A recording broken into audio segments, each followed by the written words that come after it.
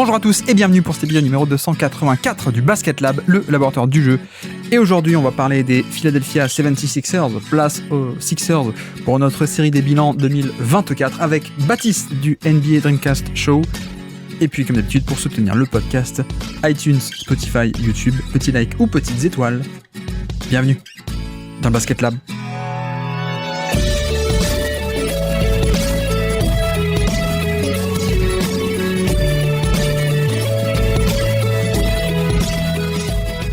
Et donc, on se retrouve pour un nouveau bilan 2024, équipe par équipe aujourd'hui, les Sixers de Philadelphie avec le Baptiste du NBA Dreamcast Show.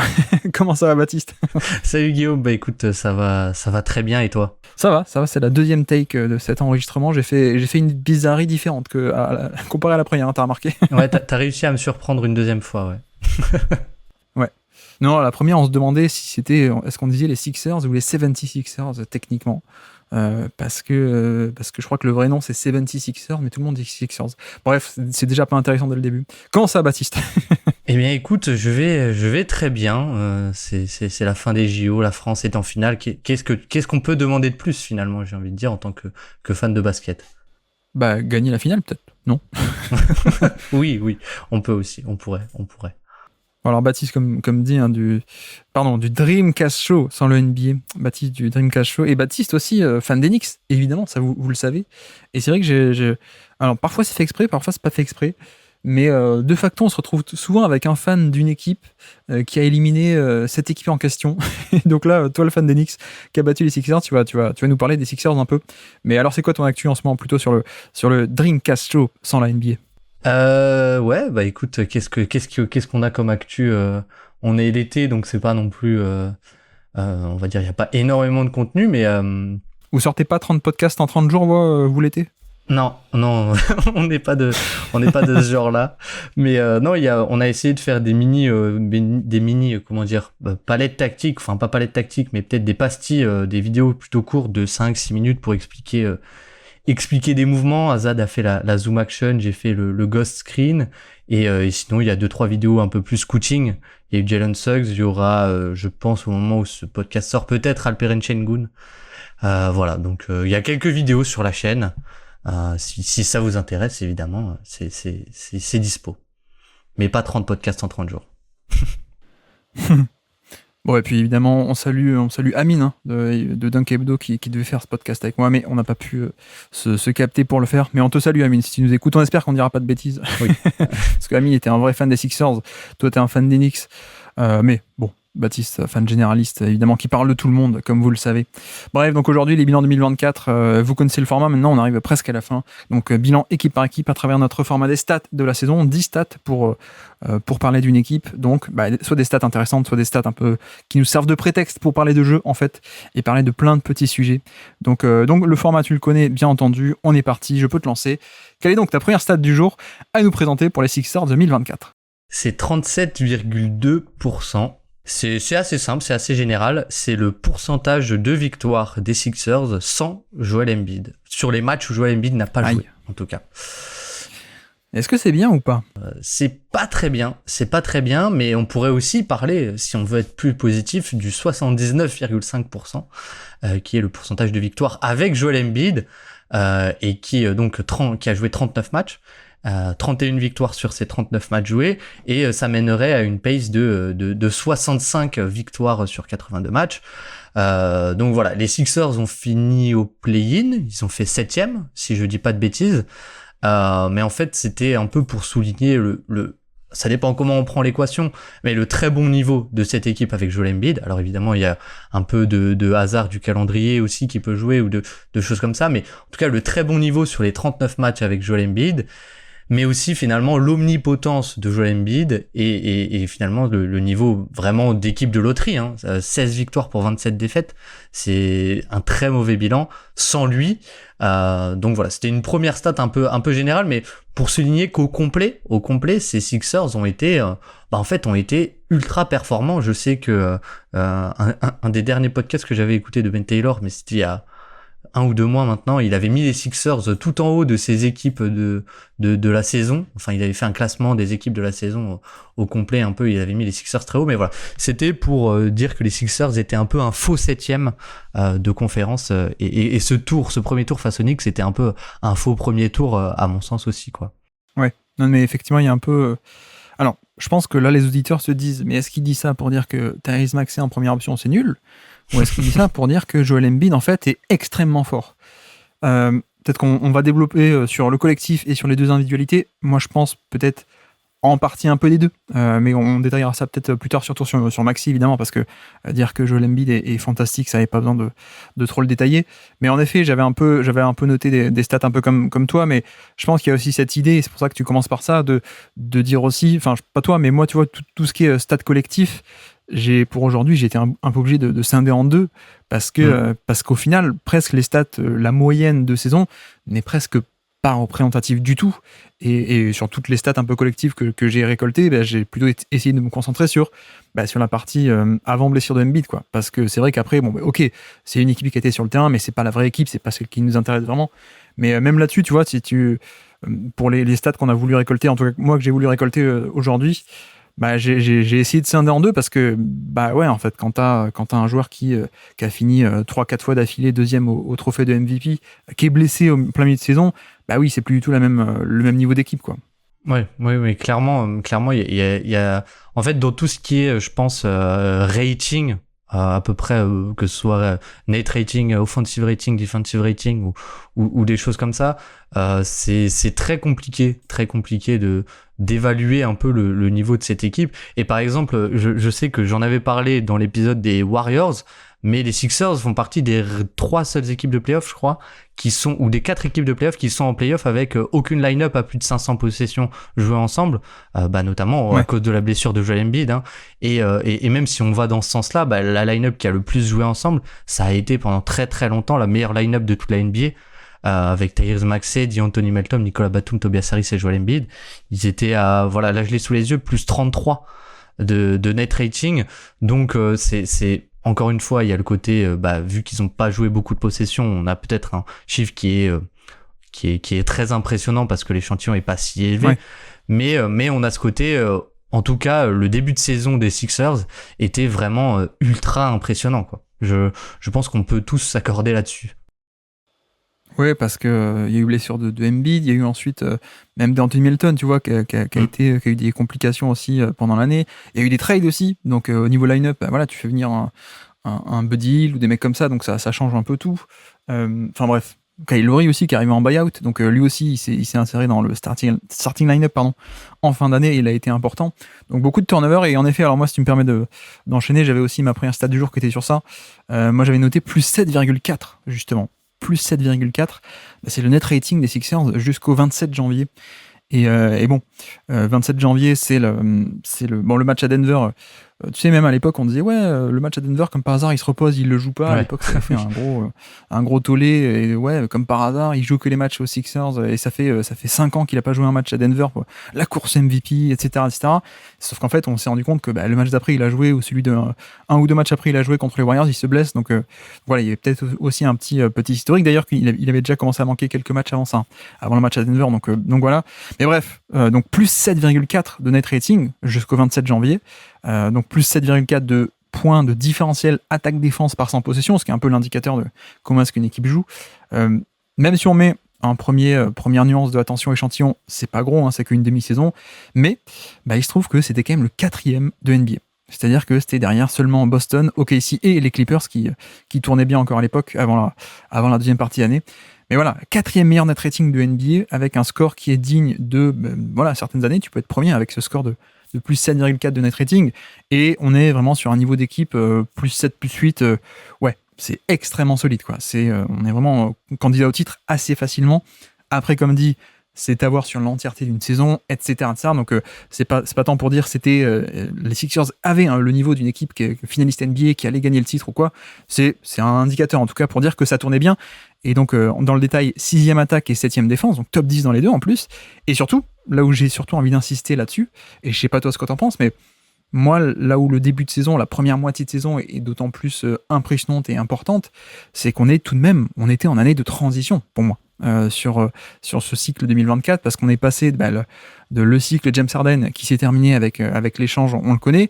Et entre-temps, on a eu quelques pièces en retour, mais c'était pas la folie, quoi. C'était pas du tout, voilà, on a perdu une superstar.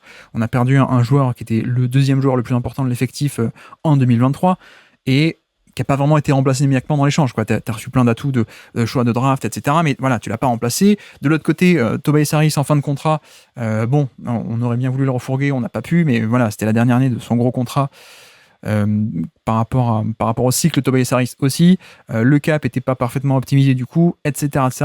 Bref, une vraie année de transition pour moi, et c'était pas grave, hein, c'est juste on passe d'un cycle à un autre, mais bon, il fallait passer par cette année où on n'a pas pu complètement avoir l'équipe idéale qu'on aurait voulu, c'est-à-dire payer un maximum de vétérans, avoir une ou deux autres superstars, etc. D'ailleurs, là on voit que pour 2025 ils ont Paul George, voilà, là on commence un nouveau cycle blindé, mais voilà, je sais pas ce que t'en penses, mais il y a un peu ce truc pour moi qui est d'autant plus encourageant de dire, ah ouais, non seulement c'était une année de transition, et pourtant, ils ont fait quand même un début d'année qui était assez fantastique, quoi. Donc c'est tout de même très prometteur, sachant que l'an prochain, l'effectif sera sans doute meilleur, quoi. Ouais, clairement, je me souviens qu'on avait fait un podcast un peu sur le trade de James Harden. Alors on s'était beaucoup concentré quand même, malgré tout, sur les Clippers, parce que on pensait que c'était là où il allait, c'était là où il allait avoir le plus de répercussions, puisque James Harden ne jouait déjà pas sur les quelques premiers matchs, quoi. Mais ce qui est intéressant, c'est que très vite en fait, ces Sixers, on se disait à l'époque que ils avaient des assets peut-être pour refaire un move à la trade deadline et finir un peu fort la saison avec le système un peu de Nick Nurse qui commence à être mieux assimilé, des choses comme ça, plus de repères. Et en fait, ce qui est assez paradoxal, c'est que peut-être la meilleure période de la saison des Sixers, comme t'as dit, c'est le début de saison, quoi. C'est le début de saison. Alors évidemment parce qu'il y a la blessure, mais le niveau très tôt dans la saison, je me souviens qu'il y a des matchs très tôt contre Milwaukee. Alors il y en a un que Milwaukee gagne un peu improbable, de façon improbable, mais que Philadelphie fait un énorme match. Il y a un match à Boston aussi où le fameux match où Jrue Holiday est un peu utilisé en pivot puisqu'il défend sur Joel Embiid, mais il y a plein de matchs en fait très tôt dans la saison où les Sixers jouent à un très très haut niveau de basket, et c'était pas forcément attendu, quoi. En tout cas moi je m'y attendais pas aussitôt dans la saison, encore plus avec ce côté l'impression qu'ils avaient encore des assets, quoi, qu'ils ont utilisé par la suite à la trade deadline, mais voilà. Non mais c'est ça, hein, c'est-à-dire que pour rappel, James Harden a été échangé contre Nico Batum, Robert Covington, KJ Martin, Marcus Morris et des choix de draft futurs, ok. Donc c'était intéressant d'avoir ces choix de draft, c'était aussi intéressant d'avoir quelques role-players, ok, mais voilà, on était parti d'un été où on n'a pas re-signé la star qui était James Harden, parce qu'on voulait aussi, il commençait à être vieux, etc. Bon bref, on va pas revenir sur le côté les promesses de l'été 2022 pour 23 qui n'ont pas été tenues, mais fermons cette parenthèse. En tout cas, ils l'ont pas signé. C'était aussi pour se préparer, pour pas se bloquer sur beaucoup de salaires sur James Harden qui était vieux, et pour s'en libérer du cap space pour 2024. Et tiens, ils ont eu Paul George, donc c'était tant mieux. Mais voilà, en effet, année de transition, et pourtant de très bonnes choses. Donc en plus aussi, première année de Nick Nurse, donc c'était aussi intéressant à suivre. On a vu qu'on en parlait, je pense qu'il y a eu pas mal de trucs un peu stylistiquement qui ont été différents. Et donc voilà, c'est un début de saison assez incroyable. Et de l'autre côté, c'est vrai que j'ai dit plus 7 de net rating, ce qui est encore un score, comme dire, de finaliste NBA, grosso modo, ou finaliste de conférence, très très gros finaliste de conférence, en tout cas largement top 3, top 5 NBA, en général, ce score de net rating. Quand Embiid s'est blessé, j'ai regardé le net rating ensuite, donc après cette période du 27 janvier, jusqu'à son retour, grosso modo. Donc 27 janvier, début avril, attention, échantillon petit, donc pas représentatif, faut pas le prendre au pied de la lettre, etc. Mais en effet, on est passé de plus 7, un score d'élite, à moins 5. T'imagines, moins 5 points par 100 possessions de différentiel d'attaque-défense, ce qui là est un score absolument catastrophique. C'était le 23e de NBA sur cette période. C'était, ici top 10 dans les deux catégories, ils sont tombés 22e en attaque, 22e en défense.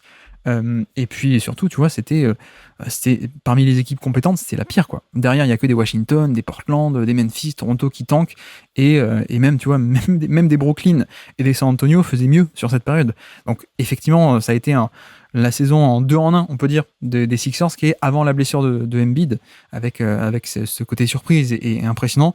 Et puis ensuite après, où ça a quand même beaucoup galéré, parce que sans ton meilleur joueur, évidemment, c'est quand même beaucoup plus compliqué. Mais voilà, c'est un peu la saison en 2 temps, une saison de transition. Et je pense que l'an prochain, on se projette sans doute, on va pas trop en parler aujourd'hui, hein, mais on se projette sur joueur d'élite de retour, coach d'élite qui a déjà bien montré.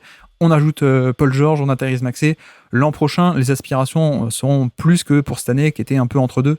Je pense que l'an prochain, on vise clairement le titre NBA. Ouais. Et j'avais une dernière stat un peu même pour dire c'est presque 3 saisons en une, puisqu'il y a le retour de Embiid finalement à la fin. Et c'est une stat que j'aime pas trop, mais je vais faire une exception dessus parce qu'elle me paraît assez parlante finalement de ce qui s'est passé. C'est en fait pendant la série contre les Knicks, alors peut-être qu'on en parlera, je ne sais pas, mais sur la série contre les Knicks, Joel Embiid qui est très loin d'être à 100%, il y a eu ça se voit même dans les couvertures, il est vachement plus protégé, il a vachement été plus protégé que d'habitude, etc. Mais en fait sur les minutes où Joel Embiid est sur le terrain, les Sixers ont gagné, les Sixers avaient un plus-minus de plus 46. Alors, j'aime pas du tout le plus-minus, et je suis sûr que toi non plus, mais c'est quand même pour dire une série qui s'est jouée si on fait le cumul à quelques points près, et bien finalement, en fait, sur les minutes où Joel Embiid était sur le terrain, les Sixers ont largement dominé, notamment le début de la série, qui est assez incroyable, je trouve, tactiquement de la part de Nick Nurse. Mais en fait, sa simple présence, même pas à 100%, faisait que les Sixers dominaient les Knicks, qui sont une équipe qui est allée au 2e tour, mais aurait pu aller plus loin aussi. Et c'est vraiment pour insister, j'utilise cette stat pour vraiment insister sur l'omnipotence de Joel Embiid, qui en fait, même à 50%, 40% de ses moyens, sa simple présence transforme complètement l'équipe, quoi. Et comment les Knicks ont gagné, c'est notamment en grande partie sur les minutes sans Joel Embiid, où l'équipe, comme en saison régulière, finalement c'était le reflet parfait de la saison régulière, où l'équipe a pris l'eau sans lui, quoi. Et puis l'arbitrage aussi, non? T'es pas d'accord? Non, pas du tout. Non. Je l'ai trouvé parfait. Non, mais blague à part, évidemment. Mais non, effectivement, pour moi, être éliminé contre les Knicks n'est pas un gage de t'étais pas si bon que ça, parce que, pour moi en tout cas, les Knicks, les vrais Knicks en plus, pas blessés comme au 10e tour contre les Pacers, mais les vrais Knicks pour moi étaient une des toutes meilleures équipes de NBA, qui aurait pu, je pense, largement embêter Boston beaucoup plus que les Pacers, beaucoup plus que plein d'équipes. Donc voilà, c'est pas, tu te fais éliminer contre ces Knicks là en début de playoff, c'est pas une honte, hein, clairement, assez nettement.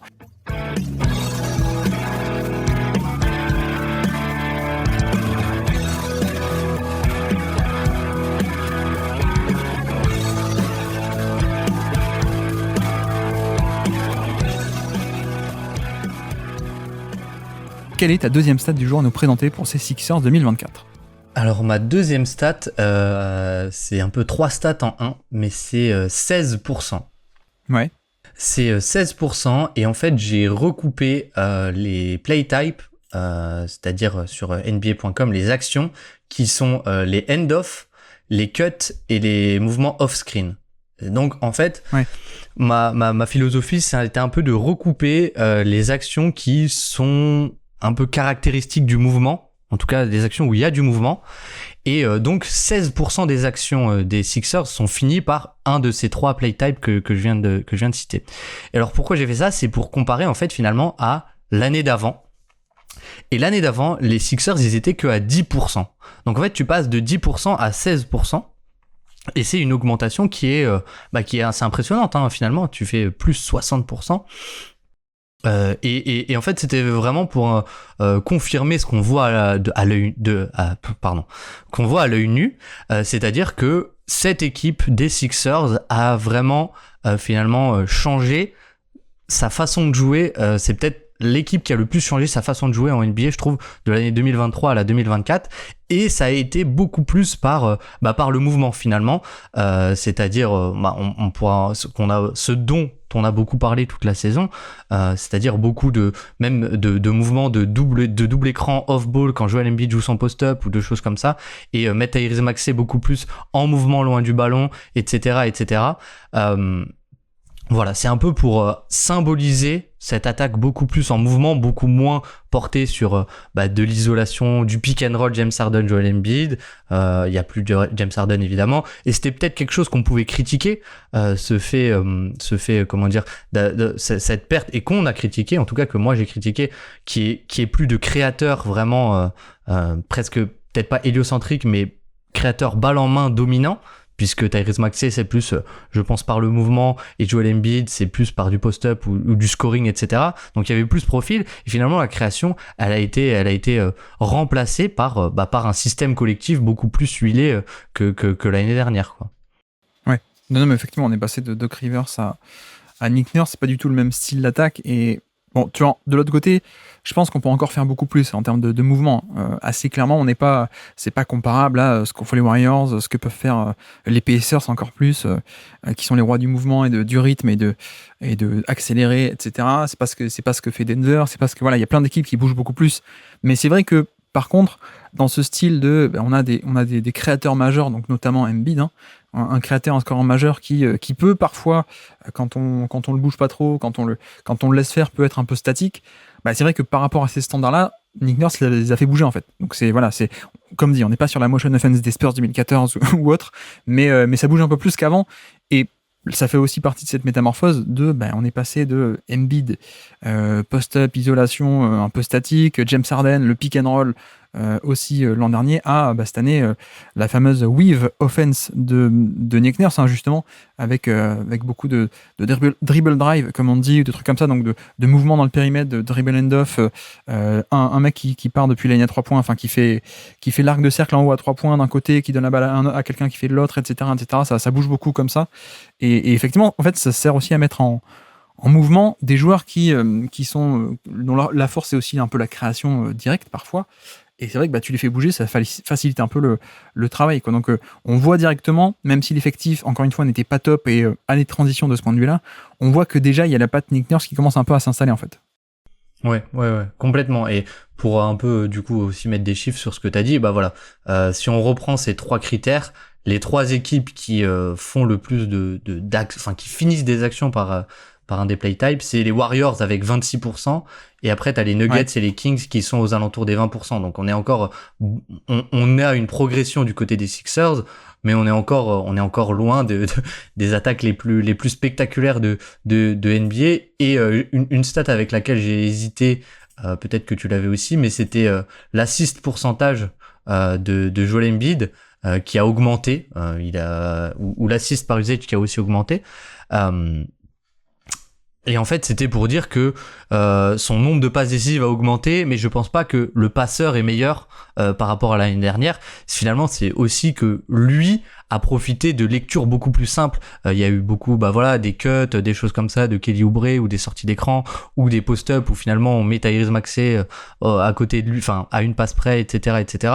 Et lui a beaucoup profité aussi finalement sur son scoring, et peut-être qu'on va en reparler, mais aussi sur sa création. Et c'est un beau symbole aussi de à quel point la création collective a été partiellement remplacée. Surtout que l'assist percentage, il faut bien comprendre quel est l'énorme défaut de cette stat, qui n'est pas une stat à utiliser, à mon avis, moi je trouve pas du tout, mais en fait le défaut de l'assist percentage, c'est pas du tout, faut pas voir ça comme un reflet de qualité de passeur. Le problème, c'est que c'est une part du gâteau en fait, et c'est à quel point, quand il y a une assist qui survient sur le terrain, à quel point est-ce qu'elle vient de ce joueur. Donc, quel est le défaut ? C'est que parfois, tu peux être un passeur pas si bon que ça, mais si tu monopolises la balle, tu vas avoir un assist percentage qui va être énorme. Ou alors, comme ici, par exemple, Joel Embiid, l'an dernier, il jouait à côté de James Harden, qui était justement un gros monopolisateur de ballon. Donc, quand une assist survenait sur le terrain, il y avait a priori moins de chances qu'elle provienne de lui que de Harden.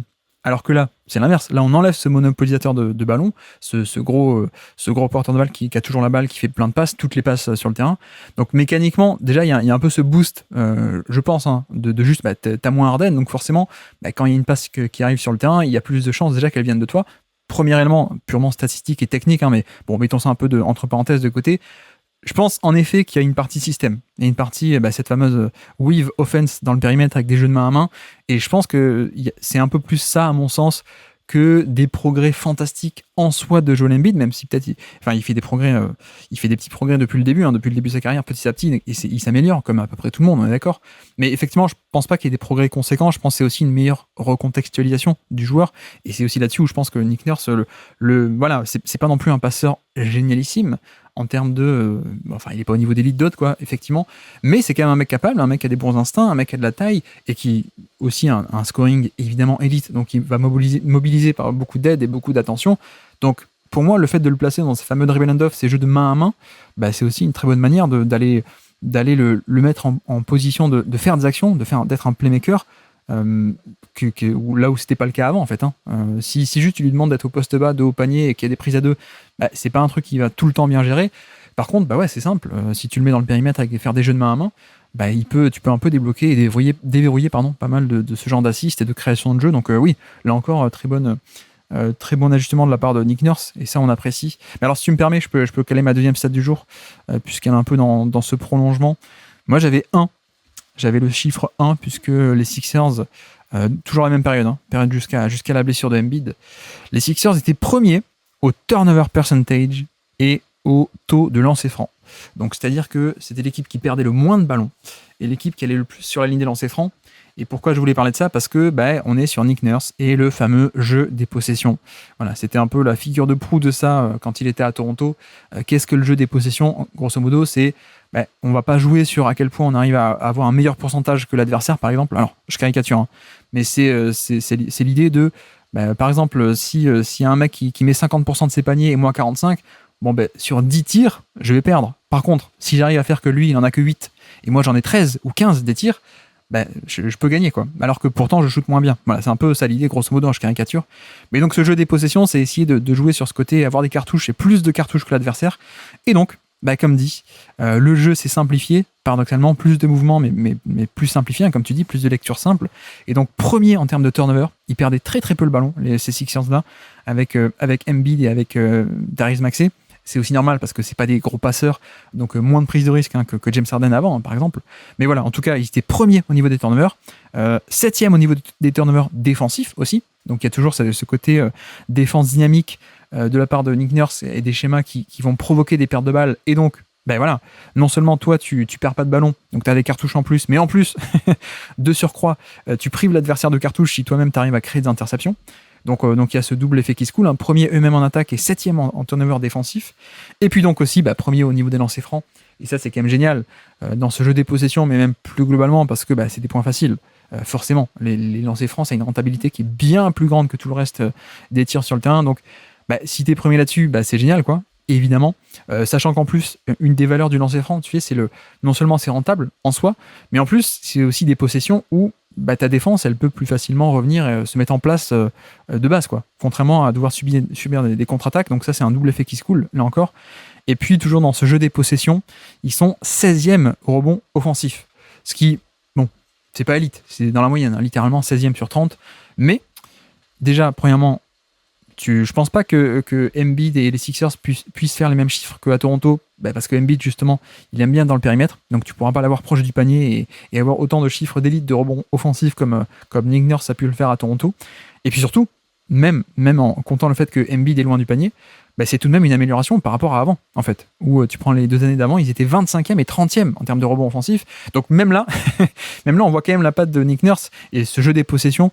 Donc voilà, il y a quand même plein de bonnes choses. Et juste pour finir, stat un peu marrante, mais ils ont le meilleur, ils ont le 6e meilleur offensive rating de NBA, 6e meilleur offensive rating de NBA, alors que sur l'IFG, sur l'adresse, ils sont que 15e.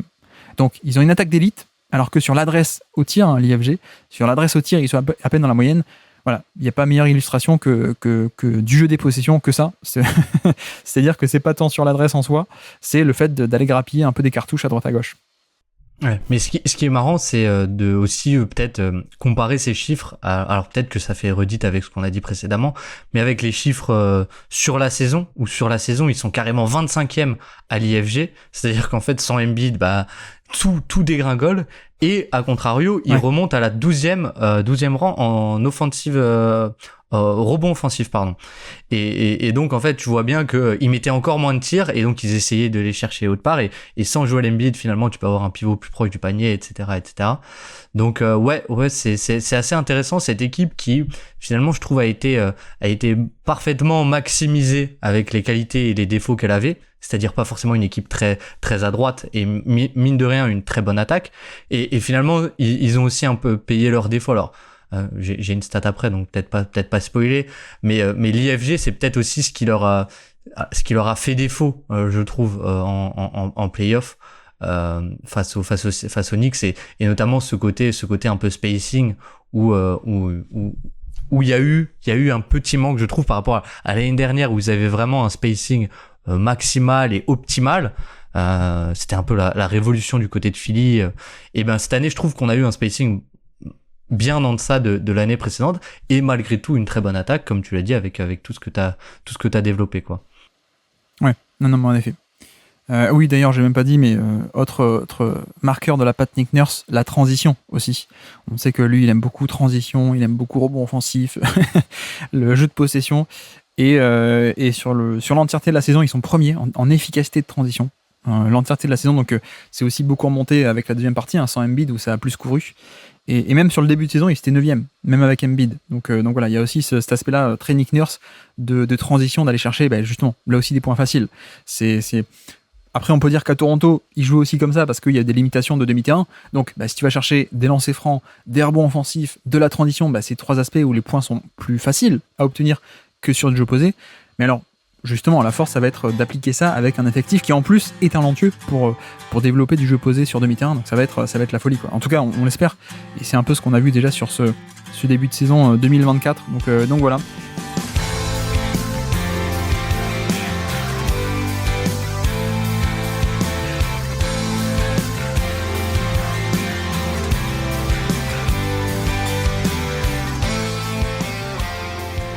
Eh bien, on peut avancer qu'elle est donc la 3e stat du jour à nous présenter pour ces Philadelphie 76ers 2024. Est-ce que je reste un peu dans le collectif ou je vais sur l'individuel? Je ne sais pas. Je vais aller sur l'individuel, et peut-être qu'on gardera l'aspect collectif plus tard. Mais ma stat, c'était 1. Ouais. En fait, c'est simple. Joel Embiid, c'est le seul joueur de NBA à avoir au moins 35% d'usage et 1,25 points par tir tenté. Ouais, mais c'est trop facile, ça, Baptiste, parce qu'il y a combien de joueurs qui sont à plus de 35% d'usage? C'est énorme, 35. Ils sont que 3. Ouais. Ils ont que 3, mais justement, il est à 39%. J'aurais pu faire monter le curseur encore plus. C'est vrai. Il est à 39%. Ils sont que 2 au-dessus de 39%. Il y a lui et Luka Doncic. Ouais. Et donc voilà. Mais c'était, alors j'ai fait un peu exprès de faire ça justement pour insister sur garder cette efficacité avec un tel volume, justement, vu qu'ils sont que 3, un tel volume de responsabilité, c'est dément.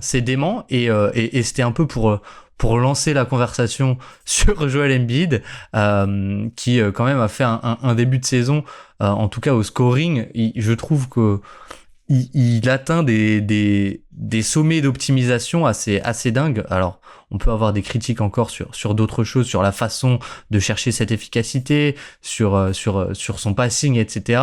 Mais en tout cas, sur le scoreur, voilà, on est sur un joueur qui atteint des sommets, je trouve rarement atteints. Je crois que c'est 100. Alors j'ai oublié de noter le chiffre. C'est 111, je crois. Ouais, 111 de mémoire de true shooting plus sur quasiment 40% d'usage. C'est presque hardenesque des années Houston, quoi. Ah, c'est totalement hardenesque. Hein. Harden a passé, on rappelle, James Harden a passé toute la décennie des années 2010 à au moins plus 10%. Donc voilà. non, mais effectivement, c'est un niveau d'efficacité démentiel pour Joel Embiid. Et encore une fois, voilà, c'est le problème. Comme ça, on peut évacuer ça de suite. C'est juste qu'il y a un mec qui est encore plus efficace, mais parce qu'en fait, il est sur une zone où personne n'est jamais allé, quasiment, Jokic. Mais en fait, il faut quand même pas occulter le fait que Embiid, pour des volumes qui sont monstrueux, fait des efficacités comme dit, donc depuis 4 ans, plus 11%, plus 9%, plus 13%, plus 11%. Donc on flirte avec les plus 10 à chaque fois, ou même on est largement au-dessus parfois, plus 11, plus 13. C'est un niveau qui est extraordinaire. Je sais pas si vous vous en rendez compte, mais déjà pour une superstar, si on est plus 4, plus 5, c'est déjà bien, quoi, pour des gros volumes. On aime beaucoup. Là, plus 11%, on est sur des zones historiques, hein, et bon, je vais pas refaire le refrain comme à chaque fois, mais je crois que l'an dernier, c'était ça. L'an dernier, pour un mec qui avait un tel volume, c'était la saison la plus efficace de l'histoire, avec un volume aussi monstrueux. Alors, comme dit, si tu descends un peu le curseur du volume, bah, tu trouvais des Curry, des Kevin Durant, des LeBron, des Jokic qui sont les seuls à peu près qui ont jamais fait plus. Mais ouais, on est sur un niveau d'efficacité qui est absolument dingue. Et comme tu dis, c'est une question d'optimisation également, avec une évolution du style de jeu depuis 4 ans, en fait, depuis l'arrivée de Daryl Morey. Hein, je pense qu'il n'y a pas de hasard.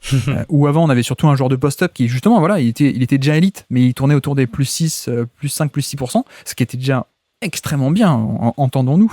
C'est juste que depuis 2020, enfin donc du coup automne 2020 et donc saison 2021, il est dans une zone complètement différente parce que on a fait évoluer son jeu de simple joueur de post-up entre guillemets à plutôt qu'être d'être dos au panier, on va aussi te mettre face au panier. Et on va te mettre face au panier, même parfois depuis un peu plus loin. C'est-à-dire que pas seulement le post-up dans un coin du terrain, là, proche du panier, mais aussi isolation face au jeu. PS, j'ai fait un podcast là-dessus si ça vous intéresse, le vrai volume de 1 contre 1 de Joel Embiid. Et voilà, il y a pas mal de ces post-ups qui ont été transformés en isolation en tête de raquette ou face au jeu. Et ça débloque plein de trucs au niveau du passing, mais ça débloque aussi plein de trucs au niveau du scoring. Parce que, en fait, on a un alliage de puissance, mais aussi avec toucher de balle, coordination, jump shot aussi, qui est assez dingue. Et ce qui fait qu'on a, voilà, on a ce monstre d'efficacité qui pour de tels volumes d'utilisation et de responsabilité, c'est clairement, c'est quasiment du jamais vu, en fait.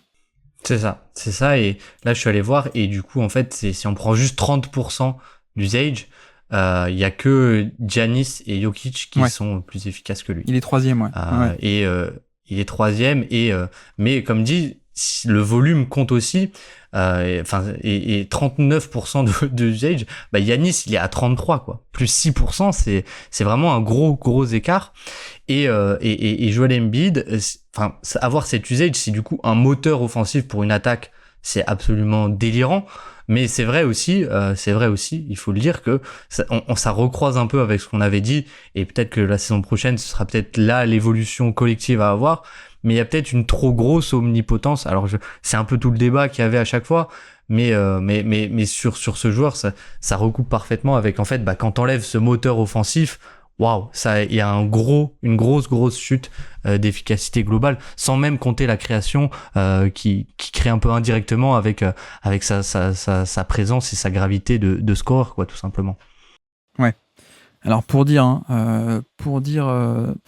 au niveau de l'usage, donc du volume d'utilisation, on a la stat depuis 1980. Donc, j'ai pas les stats pour avant. Avant, on sait que des Jerry West, des Will Chamberlain ont fait des scores d'efficacité incroyables. Abdul Jabbar aussi. Et donc, bref, depuis 1980, pour vous dire, des gens qui ont fait plus de 30% d'usage et au moins plus 10% d'efficacité relative à la moyenne, donc plus 10% par rapport à la moyenne, comme Embiid actuellement, il y a à peu près une 60aine de saisons depuis 1980, depuis 40 ans, bientôt 45 ans. Donc voilà, ça place aussi Joel Embiid à ce niveau-là. Après, tu sais, il y a toujours la discussion est-ce que c'est beau, est-ce que le style de jeu, provoquer des fautes, c'est pénible. Oui, on est tous d'accord, mais c'est pas la question, quoi. C'est un peu comme avec James Harden, on dit oui, mais la provocation de fautes, c'est pas bien, le style de jeu, ça tue le basket. Oui, évidemment, on peut peut-être discuter de la beauté, mais en même temps, il y a aussi les résultats qui sont là, et au niveau des résultats, c'est quand même assez extraordinaire. Mais alors, pour prolonger la conversation, si tu veux, je peux caler une de mes stats, moi, qui était 1,41 aussi. 1,41, c'est points par tir sur des drives. Sur des drives, donc sur des tirs en fin de drive, 1,41 points par tir. C'est 2e de NBA. Voilà, c'est tout simplement le 2e driver le plus efficace de toute la NBA. Derrière qui, Baptiste ? Derrière qui ? Derrière Luka Doncic. Hein ? Non, Luka Doncic est un peu moins efficace, mais parce que j'ai pris un filtrage avec pas autant de drives que... J'ai pas pris que les gros drivers, hein. J'ai pris plus de 5 drives par match, donc j'ai pas pris les gros drivers. Non, mais il y a Jokic évidemment qui est devant, à 1,43 plutôt que Embiid à 1,41. Mais non, mais la différence, c'est ça aussi mon propos, c'est que la différence, c'est que Embiid fait beaucoup plus de drives que Jokic. Donc, tu vois, Jokic est à peine à 5 et Embiid est à plus de 8. Donc, c'est quand même un écart assez notable. Et par contre, voilà, tu prends minimum 8 drives par match, ce qui, en fait, 8 commence à être parmi les gros drivers de NBA. Mais en fait, il est premier parmi ces drivers, allez, pas gros, on va dire, mais modérés, clairement. Et je voulais surtout insister sur à la fois l'efficacité, mais aussi le volume, parce que c'est une évolution. Et ça fait un peu partie de cette évolution, comme on a décrit déjà, de l'évolution du profil de score de Embiid, qui partait de simple joueur de post-up classique à aujourd'hui beaucoup plus face au jeu. Ça, c'était la première adaptation entre 2021 et 2023. C'est le post-up, retourne-toi, tu le fais face au jeu et tu le fais en tête de raquette plutôt que dans la zone des post-up. Et donc, cette année, nouvelle évolution. Le nombre de drives a bien augmenté pour être pour être à plus de 8 par match, ce qui est assez énorme pour le coup.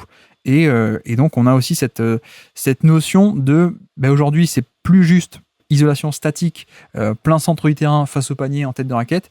On le fait aussi partir depuis plus loin, en fait. On le fait partir dans cette fameuse weave offense de Nick Nurse, en fait. On le fait attaquer en mouvement et on voit que, oui, ça va pas être des drives. C'est pas des drives comparables à ce que peut faire un SGA ou ce que peut faire un Doncic. On est d'accord. Mais c'est pas du tout le style, c'est pas pareil. Mais ça reste un drive. Et notamment, il y a un truc qui est assez dingue, c'est que dans cette weave offense où tu fais des jeux de main à main, du mouvement avant d'attaquer, le défenseur est toujours un peu obligé de suivre qu'est-ce qui se passe. Est-ce que je dois faire un changement sur l'écran parce qu'il y a Tyrese Maxey qui déboule sur le jeu de main à main? Est-ce que je reste sur Embiid, etc., etc. Et donc, en fait, tu permets aussi de mettre en mouvement et donc créer un peu une menace. Et ensuite, le secret, c'est que Embiid, si le défenseur en face, il n'est pas complètement ancré au sol, il n'est pas bien concentré, tu le fais attaquer ensuite sur drive. Et en fait, c'est fini parce qu'il a un degré de puissance qui est beaucoup trop grand pour l'entièreté de la NBA. Donc, c'est ce qui fait qu'on a, sur des joueurs à plus de 8 drives par match, c'est le meilleur de NBA, quoi. Alors, plus de 5, non. mais plus de 8, c'est le plus efficace de NBA. Et je trouve que, encore une fois, c'est peut-être la troisième étape dans cette évolution de post-up, ensuite isolation, et maintenant on a du drive qui arrive. Ça fait quand même plaisir de voir parce que comme dit, c'est un package qui est tellement inédit dans ce nouveau spacing, ce package de puissance et mobilité que c'est une arme absolument dingue. Absolument létale, ouais. Je suis d'accord et j'ai une question un peu pour toi. Alors je sais pas si tu veux continuer sur l'attaquant ou pas, si t'as encore d'autres chiffres sur Joel Embiid. Mais finalement, du coup, parce que une des forces du profil de Joel Embiid quand il arrive en NBA, c'est aussi sa défense. Et je voulais, du coup, vu qu'on n'a aucune stat autour de la défense, je voulais un peu avoir ton avis sur sa saison défensive et même son utilisation qui est assez intéressante, je trouve, de la part de Nick Nurse, qui est un peu différente de ce qu'il a connu avant. Et puis même en playoff, je trouve que alors il a été très limité et ça a un peu contraint certains schémas, notamment on pouvait pas forcément, je pense, vu son état physique, il pouvait pas forcément sortir agressivement sur Jalen Brunson, donc il a été gardé beaucoup plus proche du panier. Mais avec Kyle Lowry qui ça va te faire plaisir, qui a fait une série défensive assez hallucinante. Comment t'as jugé sa saison défensive à Joel Embiid, ou en tout cas sa demi-saison défensive? J'ai l'impression que c'est un peu une habitude maintenant depuis quelques temps. On est loin pour moi, ce qui était le prime défensif de Embiid, début de carrière jusqu'en 2020, quoi, grosso modo, où c'était n'importe quoi. Là, forcément, quand tu prends plus de volume offensif, et comme tu l'as décrit, c'est un volume qui est non seulement gros, mais enfin, il n'est pas juste gros, quoi. Il est faramineux, il est monstrueux, ce volume. Donc, mécaniquement, tu as toujours la même dose d'énergie à allouer. Donc ça m'étonne pas qu'il y ait un peu moins d'implication ou de côté élite à tout moment du match. Et c'est vrai qu'on a un peu cette tendance depuis quelques temps. Et ce qu'on a aussi comme tendance, c'est les saisons régulières sont un peu plus, entre guillemets, à la cool, même si on pourra développer aussi derrière, mais un peu moins fantastique. Mais par contre, en playoff, on a toujours ce truc de quand il veut, il peut redevenir ce joueur qui était transcendant en défense, et notamment en protection de panier. Parce que lui, pour le coup, il aurait déjà dû avoir peut-être un ou deux de trophées de défenseur de l'année, je pense, mais il y a un côté monstrueux de protection de panier avec longueur de bras, évidemment, taille et longueur de bras, la puissance aussi, où tu vois, c'est pas un mec qui peut se faire enfoncer en protection de panier, que, tu sais, il y a des mecs très grands, très longs, mais quand ils font de la verticalité, t'as le driver qui leur rentre dedans et qui est Mo Bamba, voilà. Mo Bamba, par exemple, a toujours été très grand, très long, mais il n'a jamais su tenir son territoire, alors que Embiid, tu rebondis dessus, quoi, grosso modo. Plus, au-delà de la partie physique, moi, ce que j'ai toujours bien aimé, même à l'époque de la draft, c'était un aspect de... Pour moi, là où il est élite, c'est aussi la réactivité. je trouve. C'est-à-dire le côté timing, de monter au contre ou de réagir à temps, ce côté réactivité est assez élite chez Embiid. Et tu vois, je parle de ça, mais je pense que la série de playoffs 2024 contre les Knicks, on a bien vu que dès qu'il voulait au panier, il pouvait dominer. 2023 encore mieux, encore plus même, tu sais, contre Boston. Bon, il manquait un peu d'endurance sur la fin de série, mais le début de série, il est incroyable défensivement en termes de dissuasion, de protection de panier, c'est monstrueux. Et je pense qu'aujourd'hui, on est sans doute sur un cas où il peut pas tenir ça sur une entièreté de saison régulière. Je pense pas que ce soit l'objectif non plus, parce que c'est peut-être plus rentable d'avoir l'apport offensif, quoi, plutôt que la défense comme ça et de pas avoir un attaquant aussi fabuleux. Mais je trouve que il y a un peu ces récurrences des deux côtés. Et oui, on doit dire qu'il est moins bon en défense en saison régulière, mais il y a aussi l'autre aspect qui est que, en même temps, on sait aussi qu'en playoff, il se réveille, entre guillemets, ou en tout cas, il est bien meilleur. Mais donc, il y a un peu les deux, quoi. Il n'y a pas juste. À mon avis, ce serait injuste de dire simplement qu'en saison, il est à la cool. Non, il y a aussi l'aspect de. Mais en fait, quand il veut, et quand l'équipe en a besoin, surtout, il peut aller un peu puiser dans les ressources et se dépenser un peu plus et redevenir ce défenseur d'élite, en fait. Ouais, clairement. Je trouve que les deux dernières séries de playoffs qu'il a jouées, c'est vraiment le niveau de dissuasion est assez incroyable.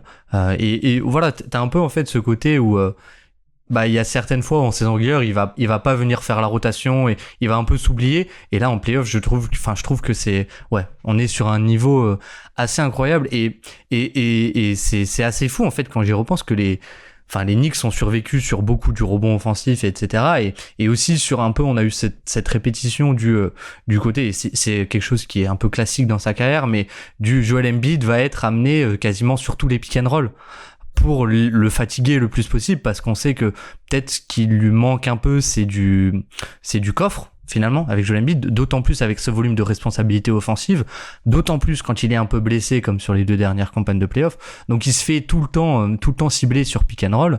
Mais quand tu dis du coffre, c'est plutôt de l'endurance, quoi. C'est pas le coffre, la puissance de l'épaisseur. Oui. Ça, là, tu veux dire du stamina, quoi, grosso modo.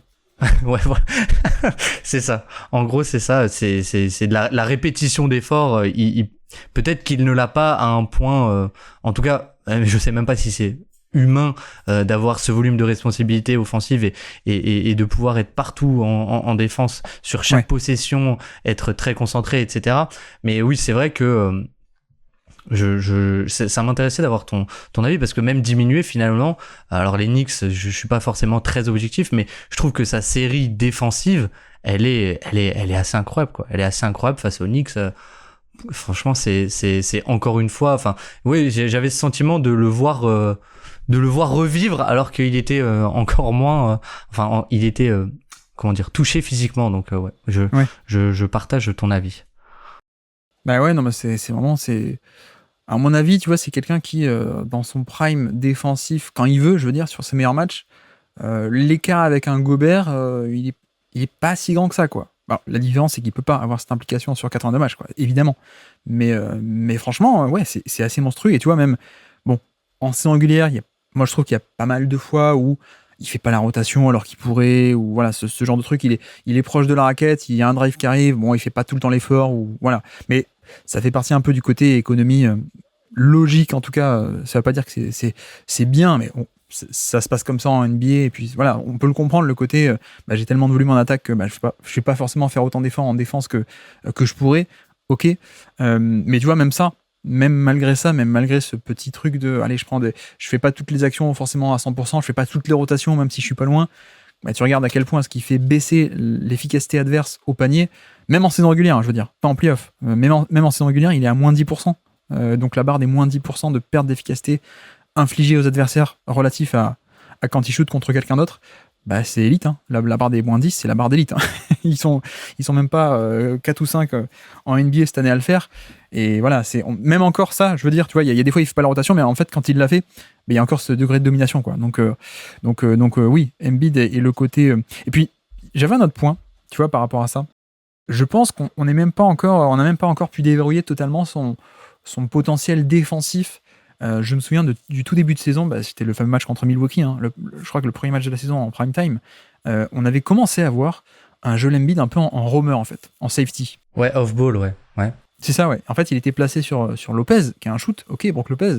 Mais sauf qu'en fait, Nick Nurse lui avait dit, mais non, mais tu respectes pas. C'est-à-dire que même Brook Lopez, qui a un 3 points, tu respectes pas. Et en fait, tu vas rôder autour de la raquette. Tu vas rôder autour du panier. Tu fais le safety, quoi, le libéro défensif. Et c'était un truc qui m'avait vachement encouragé en début d'année. Je me suis dit, ah tiens, on pourra avoir une saison de défenseur de l'année, en fait, hein, très, très nettement. De Embiid, s'il joue comme ça toute l'année. Bon, il y a des nuances de volume, on a déjà expliqué. Mais je pense qu'il y a aussi peut-être le fait que l'effectif n'était pas parfait cette année, comme on a déjà dit, année de transition, et que pour moi, il manquait un peu un profil qui lui aurait permis d'être beaucoup plus souvent off-ball. Tu vois, tu prends l'exemple de Gobert.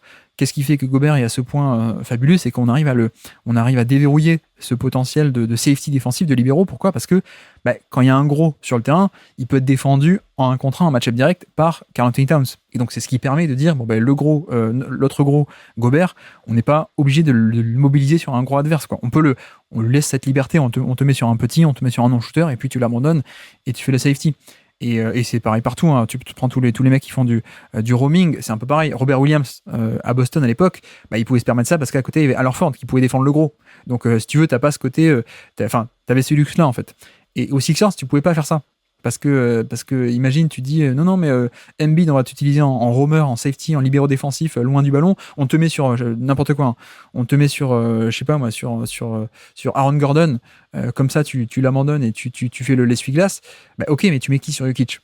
Bon, je prends un exemple très caricatural, mais tu vois un peu l'idée, quoi. Je pense que ça manquait un peu un profil qui est capable de tenir au moins un peu sur les gros adverses et qui pourrait en fait déverrouiller et complètement permettre de déployer Joel Embiid en fait en off-ball.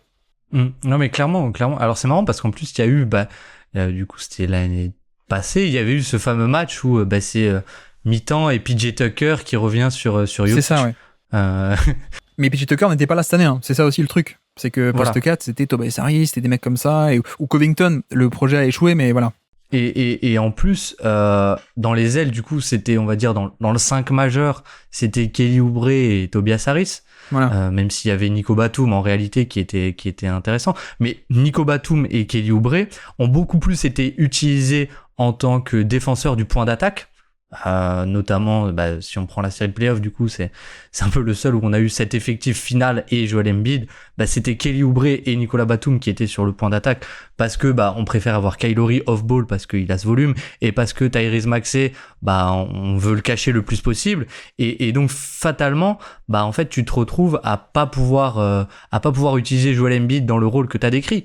Parce que sinon, tes autres défenseurs, si tu pars du principe que c'est soit Kelly Oubre, soit Nico Batum on-ball, ça veut dire qu'il te reste Tobias Harris et Tyrese Maxey off-ball, et c'est difficilement échangeable avec un Joel Embiid, quoi. Donc il y a eu ce problème un peu structurel du côté des Sixers, qui a fait qu'on n'a pas pu le débloquer qu'on n'a pas pu le débloquer complètement, même si je sais plus, mais je crois qu'il y a un match à Boston aussi où il est utilisé pas mal en roamer. Oui, parce qu'il y a personne à défendre à l'intérieur à Boston, donc on peut se permettre ça. Oui, voilà, c'est ça. Mais voilà, donc il y a eu quand même plus d'utilisation déjà. Il y a eu des prémices, on va dire, d'une utilisation un peu différente, et c'est vrai que là-dessus, on verra comment sera utilisé Paul George, mais je trouve que le duo, offensivement, on verra ce que ça donnera, mais défensivement, il est assez alléchant. Ouais. Non, mais voilà, exemple simple, hein, notamment, on aime bien mettre un roamer, un safety sur un non-shooter. Le meilleur exemple, c'est OKC. Les adversaires mettent souvent le pivot sur Josh Giddey, en tout cas à l'époque, parce que quand Josh Giddey y était, parce que tu respectes pas le shoot de Josh Giddey, et tu peux faire le roamer, le safety qui est totalement libre d'aider au panier. Voilà, les Sixers, tu peux pas faire ça parce que Chet Holmgren, s'il est défendu par Kelly Oubre ou par Tobias Harris, c'est pas assez, quoi. Donc en effet, tu vois, je pense que malgré les nuances qu'on a pu dire sur en saison régulière, on n'aura jamais un Embiid au niveau de ses premières années, au niveau 100% défense, etc. Je pense tout de même que tu peux aller gratter un peu plus de valeur avec ce côté flexibilité de line-up et peut-être un profil qui peut permettre de gérer un peu les gros pendant que tu déploies off-ball Embiid un peu plus, quoi. Et ça a peut-être un peu manqué. Je dis pas qu'il fallait pas échanger Tucker. Je pense que ça a été une très bonne chose en termes de salaire parce que c'était un peu la fin PJ Tucker, mais en tout cas il a porté ça sur l'année 2023. C'est un peu ce côté flexibilité qu'on n'a pas eu cette année. Donc de facto, on pourrait avoir encore un Embiid un peu meilleur en défense. Et puis, tant qu'à faire, pour conclure sur le cas Embiid, effectivement, il me restait 2-3 stats offensives. Au niveau des post-up, 6 par match, deuxième de NBA en termes d'efficacité. Deuxième en volume, et premier à égalité en termes d'efficacité. Meilleure efficacité sur post-up de NBA, Baptiste, égalité avec Nikola Jokic. Évidemment, ça s'invente pas. Bon, parmi les gros volumes, parce que je crois que Porzingis sur des plus petits volumes fait un peu mieux. Mais c'est aussi pour montrer ses évolutions offensives où il passe en 2018 à l'époque, donc le début de carrière, comme dit, joueur de post-up classique, on est quasiment à 10 par match. Là, on est plus au niveau des 5-6 par match de post-up avec beaucoup plus d'isolation et de drive. Donc on a cette évolution stylistique qui, à mon avis, va se continuer pour l'an prochain. Et puis 51% sur les longs tirs à 2 points. Pour vous dire, au niveau des longs tirs de points, donc les mi-distances, les longs tirs de points, en général, autour des 40%, on commence à dire « Ah, c'est bien, 40%. » 51%, c'est une zone d'efficacité sur les longs 2 qui est assez dingue. Donc voilà, toucher de balle, le jump shot magnifique de Embiid. 41% à 3 points cette année, donc ça, c'est plutôt pas mal aussi. Quasiment 20% de shooting foul percentage, donc la barre des 20%, c'est la barre des provocateurs de fautes d'élite. Shooting foul percentage, provocation des fautes pendant un tir. Donc il est au niveau des Giannis, des mecs comme ça, quoi, l'élite de l'élite. Et puis comme tu dis, au niveau de l'efficacité générale, 3e de NBA parmi les gros volumes à plus de 30% d'usage. Donc voilà, encore une saison magnifique qui d'ailleurs, je crois qu'on commençait à parler même de MVP, et à mon avis a raison, sur la première partie d'année en fait, avant qu'il se blesse. Bon, évidemment il n'a pas joué assez de matchs, mais voilà. Ok pour Joel Embiid, on suivra la défense, on suivra le passing, on suivra aussi l'évolution dans les schémas de Nick Nurse, ça pourrait continuer un peu à changer.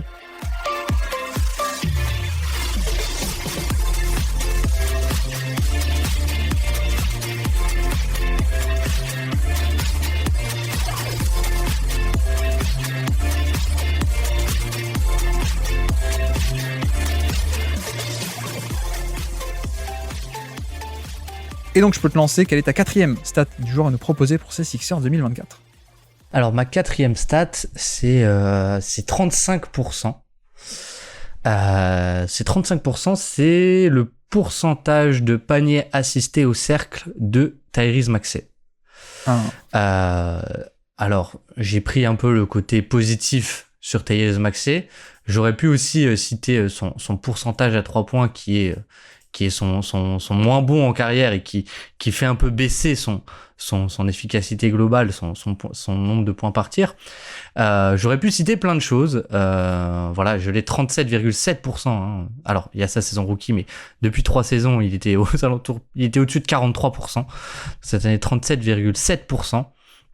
Un peu moins assisté aussi, mais voilà, j'ai choisi le pourcentage de paniers assistés au cercle de Tyrese Maxey.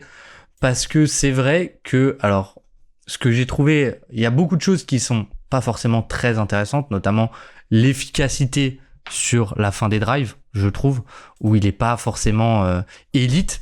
Mais ce que je trouve assez intéressant, c'est ce côté, en fait, à quel point aussi le système lui a permis de faire ça, mais à quel point il arrive à exploiter sa vitesse pour avoir une certaine, en fait, fréquence de tir au panier qui est plutôt intéressante. Par exemple, sur King the Glass, voilà, 31%, c'est pas incroyable, mais il est quand même dans le 65e centile des point guards en termes de fréquence au panier, et tout en étant moins assisté, que les saisons précédentes. Et je trouve que là-dessus, c'est peut-être là où il y a eu une petite progression un peu, c'est sur sa capacité à aller au cercle tout seul, en tout cas. Peut-être pas forcément à finir, mais ce côté un peu vitesse tellement rapide, ouais. On en avait parlé un peu dans le top 25 qu'on avait fait, mais des joueurs de moins de 25 ans, mais ce côté vitesse tellement rapide que il est difficilement c'est dur de l'empêcher d'aller au cercle, quoi. En tout cas sur du 1 contre 1, et je trouve qu'il a vachement, enfin peut-être pas vachement, mais qu'il y a eu une progression en tout cas de ce point de vue-là, qui est aussi dû au schéma, mais qui est aussi dû, alors ce chiffre, il est beaucoup dû au fait qu'il a joué beaucoup sans Joel Embiid, mais quand même, il passe de 53 à 35%, donc c'est plutôt intéressant, je trouve. Donc pour dire, hein, le pourcentage de paniers assistés au niveau du cercle, donc ça veut dire que, contrairement à avant, en fait, il se crée beaucoup plus son propre tir, plutôt qu'avant, où il y avait aussi des paniers qui étaient créés par autrui, donc un peu plus facile peut-être. Toi, le chiffre que tu nous dis, c'est ça, hein, c'est ce côté, la valeur dans la création individuelle. Exactement. Qui, comme dit, s'explique par le fait qu'il n'y ait plus James Harden ou des choses comme ça, mais c'est quand même une progression de quasiment 20%, qui est plutôt notable, même si il y a des choses à redire sur Tyrese Maxey. Effectivement, on en a parlé toute la saison dans l'hebdo, donc peut-être les habitués vont en avoir marre qu'on répète les mêmes choses, mais j'ai un peu l'impression que la conversation autour de Maxey est un peu compliquée en ce moment, parce que c'est un très bon joueur, mais je trouve qu'il y a peut-être parfois, en tout cas beaucoup de gens lui prêtent beaucoup plus de potentiel que moi, personnellement, mais ça veut pas dire qu'il est pas utile, ça veut pas dire qu'il est pas très bon, etc. Mais je vois quand même beaucoup de gens qui lui prête un potentiel de go-to-guy futur ou autre truc comme ça. C'est vrai que moi je suis un peu plus bas, mais notamment sur Drive, c'est vrai que ce qui est bien, c'est, on l'a décrit, la fameuse weave offense de Nick Nurse, donc beaucoup de jeux de dribble and off dans le périmètre avant d'attaquer, beaucoup de tiens je te passe la balle et je vais à gauche, toi tu vas à droite, etc. 3-4 fois avant d'attaquer. Quand avec un driver qui a une telle explosivité, le mettre dans ce genre de conditions, c'est fini quoi. C'est game over, merci. Et puis ça lui facilite la vie tellement bien quoi. Comme on a dit, à la fois pour Embiid mais pour lui aussi, c'est absolument parfait. Mais par contre, c'est vrai que moi le problème, ce que j'ai noté aussi, moi le chiffre que j'avais c'était 40 parce que sur les gros drivers, donc cette fois j'ai pas pris plus de 5 ou plus de 8, j'ai pris plus de 10 drives par match, vraiment les gros drivers. Donc le premier, c'est Luka Doncic et lui, donc il est 40e sur 57 joueurs, Tyrese Maxey en termes de points par tir sur les tirs en fin de drive. Donc efficacité layup plus production au niveau des lancers francs aussi, lancers francs provoqués et marqués ou pas. Donc 40e sur 57, c'est pas très bien comme tu dis. Toi tu disais c'est pas élite tout à l'heure. Non, effectivement c'est pas élite. On est en dessous de la moyenne, on est même dans le 30e centile, mieux que à peine 30% des autres gros drivers de NBA. Et en chiffre brut, on est donc 1,09, si vous voulez le chiffre brut. C'est derrière des R.J. Barrett, ce qui n'est pas bon signe. C'est derrière des Cam Thomas, c'est derrière des Malik Monk, même des Dejounte Murray. Voilà, c'est pas aussi fantastique la finition, on va dire, que les highlights et que le volume, en fait, surtout. Et c'est en ça que pour boucler la boucle, pardon, c'est compliqué de parler de Maxey parce qu'il y a un step-up assez clair qui a été fait pour moi, parce que faire la même chose sur un plus gros volume, c'est une amélioration, c'est un progrès, et ça c'est indéniable. Par contre, c'est vrai qu'en soi, l'efficacité ne décolle nulle part. Au drive, c'est sympathique, surtout avec ce tel volume et cette telle qualité, mais le drive, c'est toujours pas élite, je trouve, on est même assez loin, et c'est compliqué de parler de Maxey parce que cette explosion de volume fait que, il a été élu MIP d'ailleurs, si je dis pas de bêtises, c'est lui qui a le trophée. Ouais. Mais voilà, pour moi, il y a aussi une part de... Ça dépend comment est-ce qu'on voit ce trophée, mais est-ce qu'on récompense la progression du joueur qui se transforme, ou alors parfois il y a un peu ce côté juste le mec qui fait la même chose mais sur plus de volume, ce qui est en soi une amélioration mais peut-être un peu moins grande que le mec qui se transforme d'un coup. Mais voilà, je sais pas trop comment parler de Maxey parce que tu vois, ne serait-ce que dire pour moi c'est plus un top 30 NBA qu'un top 20, j'ai presque l'impression que certains pourraient s'en offusquer déjà quoi, tu vois. Oui, c'est sûr qu'il y a le côté qui fait très vendre, mais qui est les points par match où il explose complètement, mais parce que son minutage augmente, parce que son volume augmente.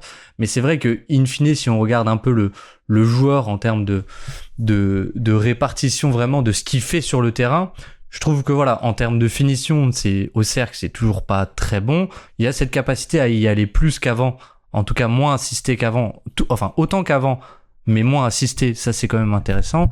Il y a ce côté aussi finalement, s'il fait la même saison qu'il a faite, mais en étant dans ses standards à 3 points, alors à quel point c'est aussi dû à la non-présence de Joel Embiid et du coup ses tirs étaient beaucoup moins ouverts, etc.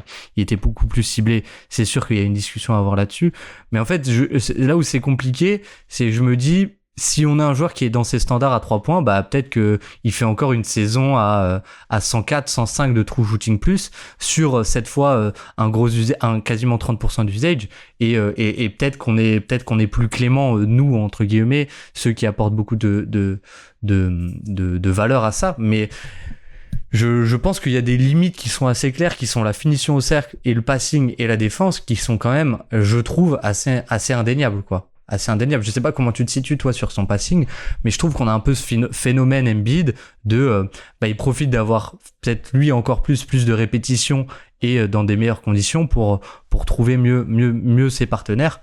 mais notamment le pick and roll Embiid Maxey, bon peut-être que là-dessus il a progressé, je veux bien l'avouer, mais je pense que ouais, on n'est pas sur on est en fait sur un joueur très valuable, mais peut-être pas avec une progression où il peut encore aller très haut, quoi.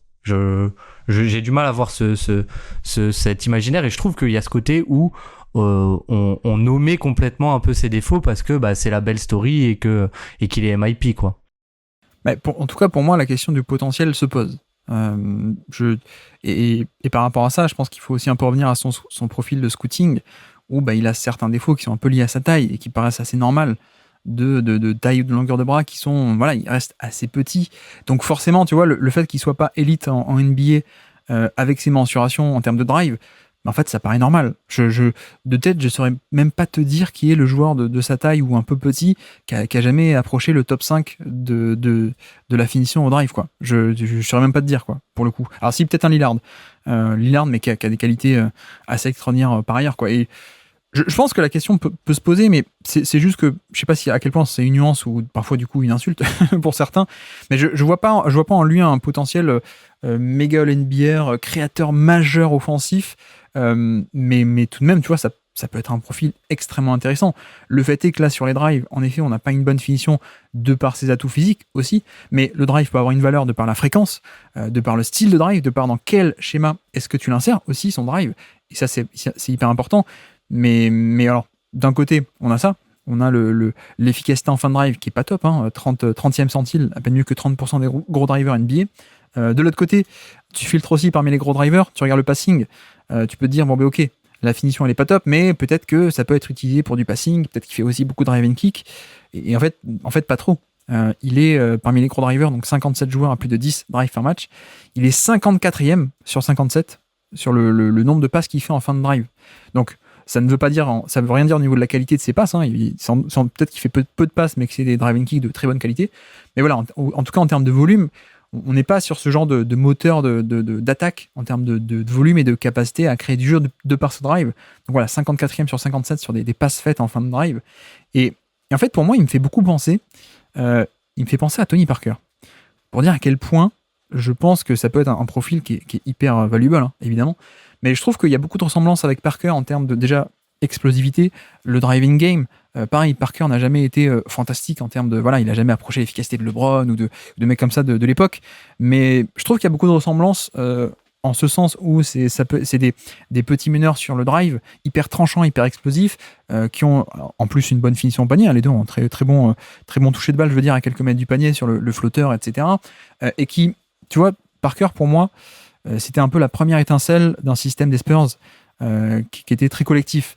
Et en fait, Parker n'a jamais eu le côté création, passing, où un peu, voilà, il aurait jamais pu être LeBron dans un schéma à la LeBron ou un James Harden ou ce genre de truc. C'était pas du tout un chapeau de playmaking, de création pour autrui ou de manipulation de défense et tout ça. Donc il y avait un passing qui était limité. Mais en fait, il a réussi à être un joueur extrêmement valuable parce que il y avait un système des Spurs et beaucoup de collectifs, beaucoup de passing, etc. On le connaît. Et lui, c'était un peu la première étincelle, en fait. Celui qui crée le décalage de par son slashing explosif. Et je pense qu'il y a un peu des similarités à faire avec Maxey, qui, lui, pareil, n'est pas un créateur en soi qui est si génial que ça pour du passing, mais même pour du propre scoring, qui n'a pas non plus des tonnes qui a un bon toucher de balle, qui a en plus beaucoup plus de shoot que Parker, je veux dire. Mais voilà, je sais pas toi ce que t'en penses, mais enfin, je sais pas ce que tu pensais aussi de Parker à l'époque, mais pour moi, c'est juste que c'est pas un All-NBA pour sûr, je trouve, en termes de potentiel, parce qu'il y a des limites de scouting, mais ça peut être un joueur extrêmement intéressant dans le bon système qui peut apporter plein de valeur, quoi. Pour revenir un peu à ce que tu as dit au tout début, mais ce côté, peut-être pas forcément All-NBA, je pense qu'aussi l'arrivée de Paul George va un peu dans ce sens-là, mine de rien. Dans le sens où Tyrese Maxey, je pense, passe troisième meilleur joueur de son équipe. Alors c'est pas du tout un problème en soi, et je pense que justement ça va lui encore plus le maximiser, parce que c'est le rôle presque parfait pour lui de créateur un peu annexe par son dynamisme, etc. Mais finalement, c'est aussi un aveu que, enfin, je sais pas, moi je l'ai peut-être un peu. Alors c'est Daryl Morey, il veut toujours avoir le plus de stars possible, etc. Mais il y a un peu ce côté où, bah ok, peut-être qu'il nous faut quelque chose un peu mieux, avec moins de compromis que Tyrese Maxey en deuxième meilleur joueur, pour vraiment être un peu sérieux et crédible. Et mine de rien, je trouve que on a vu en playoff un peu, je trouve, tout Tyrese Maxey. C'est-à-dire tout ce qu'il fait de très bien, ce côté implacable sur drive, sur la fréquence de drive, pardon, il arrive à aller au panier un peu qui que tu mets en face, c'est-à-dire OG Anunoby, il a eu beaucoup de mal, OG Anunoby sur Tyrese Maxey, parce que c'est pas le profil qui lui convient. Tyrese Maxey, il a un tel dynamisme on-ball et off-ball qui fait qu'il prenait souvent OG Anunoby de vitesse.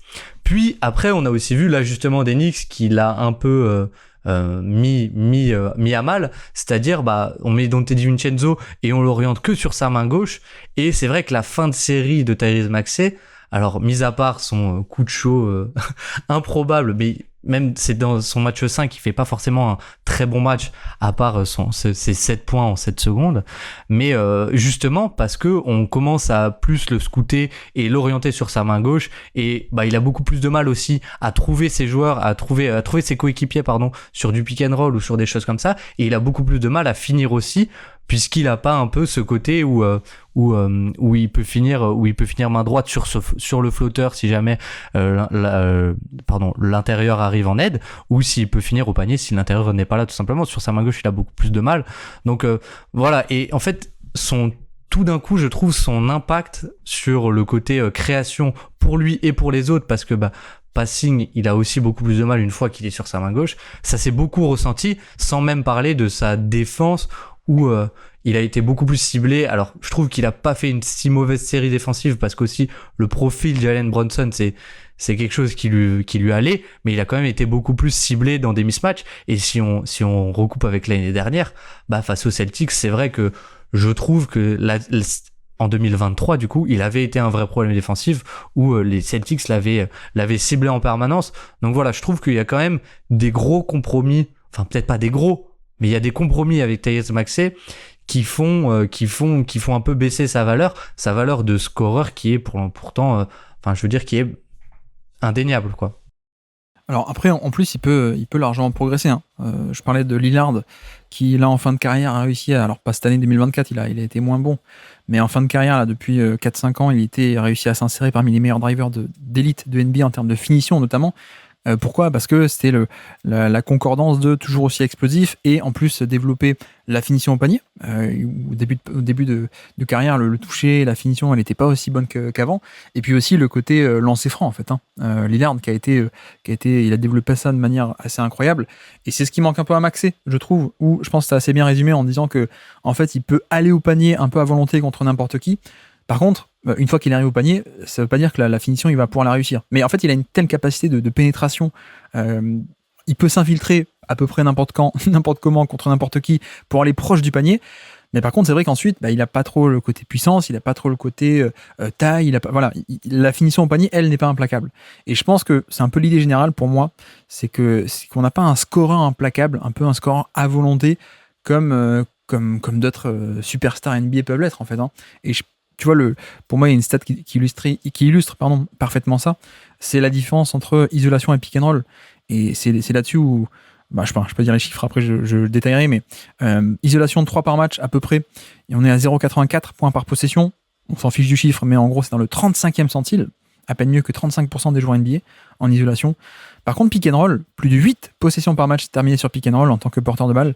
1 point par possession, c'est dans le 87e centile.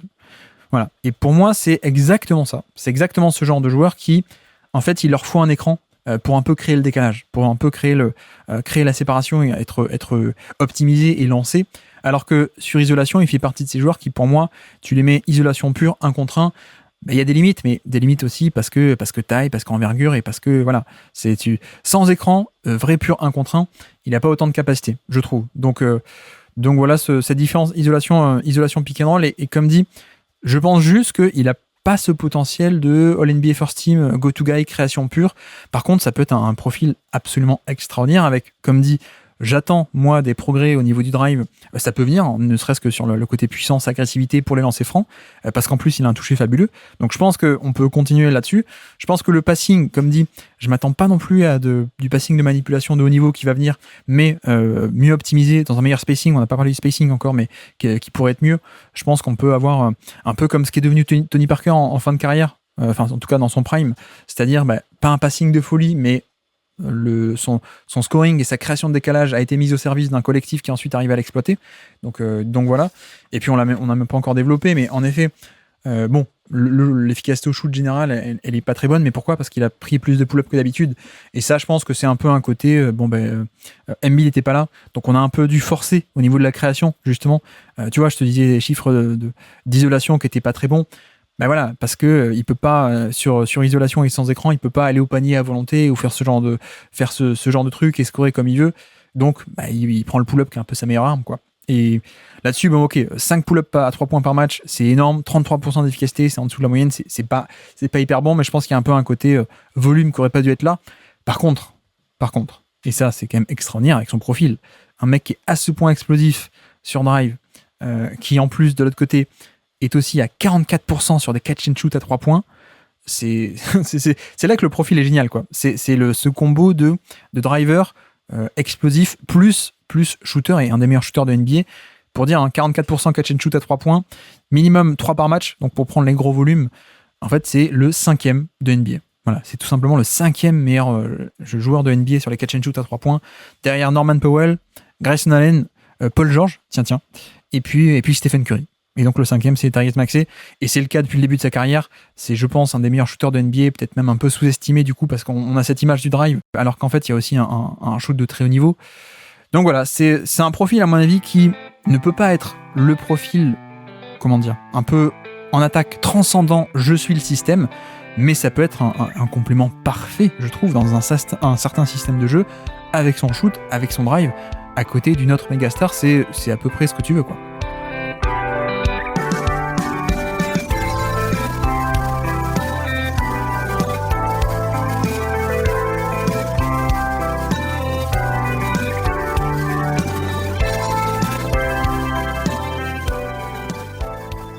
Quelle est donc ta 5e stat du jour à nous présenter pour ces Sixers 2024 ? Eh bien, c'est 29. 29. Ouais. C'est 21.4 et c'est 29e plutôt, pour le dire correctement. Et c'est le nombre de catch and shoot à 3 points pris par les Sixers.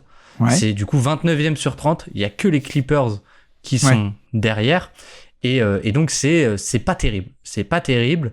Et ça recoupe aussi avec plein de stats, mais un peu ce côté spacing qui n'était pas encore idéal aux Sixers, je pense, et qui, avec l'arrivée de Paul George, peut-être que ce sera meilleur, sans doute que ce sera meilleur, mais un peu ce côté, je trouve, c'est un peu ce qui a manqué à ces Sixers et qui leur a fait défaut à certains moments, c'est ce côté, on avait beaucoup de joueurs qui étaient pas forcément respectés à 3 points, à savoir Kelly Oubre, qui fait une saison relativement inefficace, même très inefficace.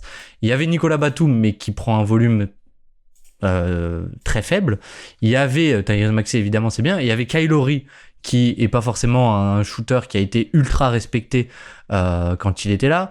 Il y avait Tobias Harris, qui était pas du tout respecté, et c'est d'ailleurs comme ça que les Knicks ont débloqué un peu OG Anunoby, c'est en le mettant sur Tobias Harris et en l'enlevant de Tyrese Maxey et en le mettant en roamer.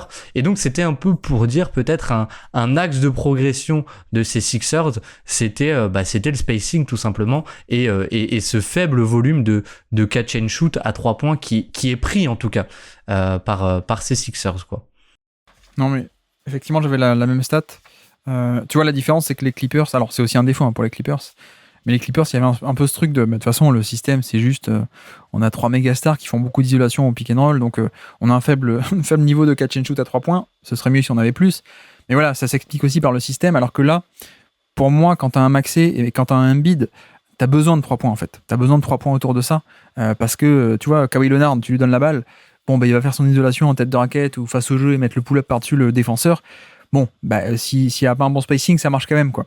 Alors qu'un Embiid qui veut aller au poste bas ou qui veut aller isolation, sur qui on va envoyer des prises à 2, un Maxey qui veut driver, en effet, il y a besoin de 3 points. Quoi. Donc, c'est un peu une anomalie, mais ça revient aussi à ce qu'on disait au tout début, c'est-à-dire, pour moi, c'est aussi le fait qu'on soit dans une année de transition, en termes d'effectifs, et que ça ne sera pas le cas l'an prochain.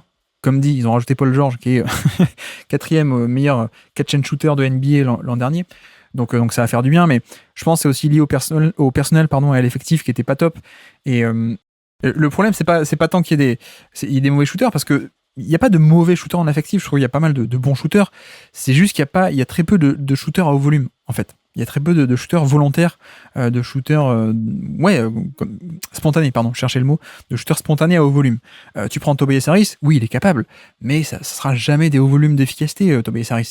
Il est pas défendu à 3 points, pas sur l'entièreté de la saison, mais c'est pas un gros volume. Kelly Oubre, en plus, il fait une mauvaise année, mais c'est pas un shooter à gros volume. Paul Reed, qui est le backup de Embiid, non plus, ça prend pas des 3 points. Pat Beverley aussi, qui était là, ça prend pas beaucoup de 3 points. Bon, Maxey, il en prend, mais il est pas non plus à un volume si grand que ça. Quand il est off-ball, mais il a été beaucoup on-ball aussi, donc ça a peut-être aussi joué pour cette année. Embiid, t'aimes bien qu'il soit dans le périmètre, mais pas que pour des catch and shoot. Robert Covington, qui a joué un peu, mais il n'avait pas de shoot à 3 points. Marcus Morris non plus, etc., etc. Et en effet, tu comptes le nombre de joueurs qui ont un plus gros volume, ont un taux de 3 points ajusté à la moyenne, plus haut que la moyenne, t'en as pas beaucoup. Hein. T'as Batum, ok. T'as Melton, mais qui a été blessé, peut-être on en parlera. Et après, ils ont fait l'échange pour Buddy Hield, mais qui arrivait en cours d'année, quoi. Donc oui, je pense que pour moi, ce 3 points, c'est à la fois un besoin, à la fois aussi un manque, et à la fois aussi une belle illustration d'un effectif qui était un peu entre deux, qui n'était pas finalisé, qui n'était pas un effectif complet et idéal comme on aurait voulu. Donc on a eu ce côté 3 points qui sans doute a un peu affecté. Tu vois, on parlait de Maxey. Peut-être que Maxey, si tu le mettais dans un bon spacing, il est pas 40e sur 60, mais il est peut-être 30e, 25e au niveau du drive, parce que ça permet aussi de déverrouiller des lignes de drive beaucoup plus faciles, quoi. Oui, clairement. Et Buddy Hield, je pense, c'est... Alors Batum, il doit avoir une tendance à prendre beaucoup de 3 points, mais il prend tellement peu de shoot. Batum, il est, je crois, dans le premier centile en termes de volume, en termes d'usage, donc voilà. Mais Buddy Hield, c'est aussi un bon exemple de... il a été benché en playoff, mais finalement, ils en avaient tellement besoin que Nick Nurse l'a un peu ressorti, quoi, aussi. Et ça a fait du bien. Et si je devais un peu modéliser ça, c'est... Aujourd'hui, les Sixers, ils ont le système, ils ont beaucoup de joueurs, mais ils ont pas tout à fait les bons joueurs aux bons endroits, quoi. Je suis pas sûr que Tobias Harris était le profil qu'il fallait, en tout cas dans le système de Nick Nurse, quoi. Que ce soit offensivement, et en plus avec pas forcément un gros apport défensif. Ce que tu peux beaucoup plus pardonner à même si encore il est plus efficace, mais un Nico Batum, mais qui a un peu plus de volume défensif, ou un Kyle Lowry, quoi. Ou un Melton, mais qui est parti. Mais effectivement, c'était un peu le point central. Comme dit, le fait d'avoir ajouté Paul George, ça fait du bien. Le fait que Embiid revienne, et donc on va de nouveau avoir un peu plus Maxey off-ball, ça fait du bien. Ils ont signé Eric Gordon aussi. Kyle Lowry, ils l'ont re-signé, mais je crois. Mais Kyle Lowry, de toute façon, c'est un défenseur maintenant. C'est plus trop un attaquant, Kyle Lowry. On a bien compris. Le rookie qu'ils ont drafté aussi est un Jared McCain. C'est un très fort shooter. Très très fort shooter. Voilà. Ouais. Il sort d'où, lui, Jared McCain? Il sort de Duke. Et c'est, je pense, un des 3 meilleurs shooters de la draft. Ah, mais c'est celui qui fait des TikTok, c'est ça? C'est lui. Ah, d'accord, ok. Je vois. Voilà. Rich Shepard, il fait beaucoup de catch and shoot ou du shoot un peu stationnaire, mais il avait des pourcentages délirants. Jared McCain, on est vraiment sur un joueur qui a le shoot en mouvement, le pull-up, des choses comme ça, quoi. Donc, c'est aussi un très fort shooter. Ouais. Donc voilà, McCain, plus Eric Gordon, plus Maxey off-ball un peu plus Paul George. Ça fait quand même pas mal de bonnes choses pour l'an prochain. D'ailleurs, oui, on l'a pas dit, Caleb Martin aussi, qui est pas au volume, mais qui est capable au moins. Donc c'est pas mal. Tu vois, tu remplaces Kelly Oubre par Martin. Alors, il n'est pas parti Kelly Oubre, je veux dire, mais tu remplaces un peu peut-être certaines de ses minutes par Martin, ça peut être pas mal.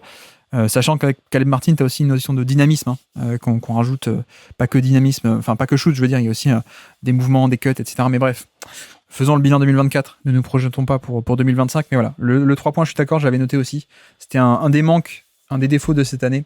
Donc voilà, et bien, tiens, je peux continuer.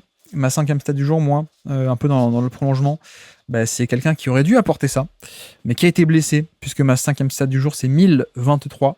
C'est les minutes totales de Melton, d'Anthony Melton cette saison, ce qui est assez peu, hein, mine de rien, 1000 minutes sur toute la saison. Beaucoup blessé, alors que c'est un des meilleurs 3&D de NBA pour moi. Alors, un des meilleurs. Tout dépend un peu à quel point est-ce qu'on dit meilleur. Est-ce que meilleur c'est top 2 ou est-ce que meilleur c'est top 30? Non, mais c'est pour moi, c'est un top 3&D de NBA. Peut-être on peut le reformuler comme ça, pardon. Et qui, tu vois, entre 2020 et 2023, si on enlève un peu l'année 2024 où blessé, etc., mais on prend des vraies saisons, il est grosso modo à quasiment 38% sur plus de 4 par match.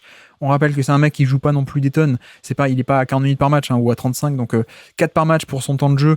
En fait, c'est beaucoup, hein, mine de rien. Je suis pas allé voir le par 36 minutes, mais je veux dire, il y a un bon volume par rapport au temps de jeu passé sur le terrain. Donc il y a le 3 points. Il y a la défense au point d'attaque aussi, qui est très bonne en termes de défendre, donc plutôt les plus petits postes. Et puis, il faut rajouter aussi que c'est quelqu'un qui, tu vois, même cette année, il n'a pas fait toute la saison, mais même cette année, c'était le cas. Quelqu'un qui est élite, absolument élite pour les interceptions. Et pour le steal percentage, ça a toujours été un des tout meilleurs de NBA au niveau des Alex Caruso, au niveau des Matisse Thybulle, au niveau des mecs comme ça. Pour dire, hein, donc 2,5% de steal percentage cette année. Les années d'avant, c'est 2,5, 2,7, 2,4, 2,5, etc. Et en termes de centiles, de rang, donc de centiles, 97e centile, donc mieux que 97% des joueurs à son poste, 97, 97, 96, 93 le plus bas, 98. Bref, c'est vraiment le 3&D parfait, je sais pas, parce que non, on trouvera toujours meilleur, mais c'est un top joueur qui, à mon avis, peut faire beaucoup de bien à cette équipe, et je pense a un peu manqué, parce que à la fois pour la défense et à la fois pour le shoot, ça aurait fait beaucoup de bien, quoi, parce que tu vois, là, soit tu avais un peu l'option offensive qui était Buddy Hield, soit tu avais un peu l'option défensive qui était Kyle Lowry. Bon, les deux ont un énorme compromis, quoi, mine de rien. Alors que si tu avais pu avoir Melton sur toute la saison et pas blessé, lui, c'était le mec qui fait soit l'attaque, soit la défense moins bien que Lowry ou Buddy Hield, mais qui au moins avait les deux, quoi. Et donc c'est une viabilité qui a beaucoup de valeur. Ouais, c'est ça. Il se fait cibler à aucun moment sur le parquet. Et en plus, c'est marrant, c'est un peu si je dis pas de bêtises, alors tu peux m'arrêter si je dis n'importe quoi, mais je crois que c'est du coup Daryl Morey qui le ramène à Philadelphie, et c'est déjà Daryl Morey qui l'avait drafté, si je dis pas de bêtises. Mais oui, du coup, Anthony Melton, c'est vrai que c'était un peu je pense que c'est pas un hasard si tu vois, dans la line-up qui marchait, leur line-up d'enfer, là, c'était finalement, c'était pas forcément le 5 majeur, mais c'était Anthony Melton et Nicolas Batum plutôt que sur le début de saison. Je sais plus qui y avait forcément dans le 5, mais il y avait Kelly Oubre, quoi. Kelly Oubre et un autre.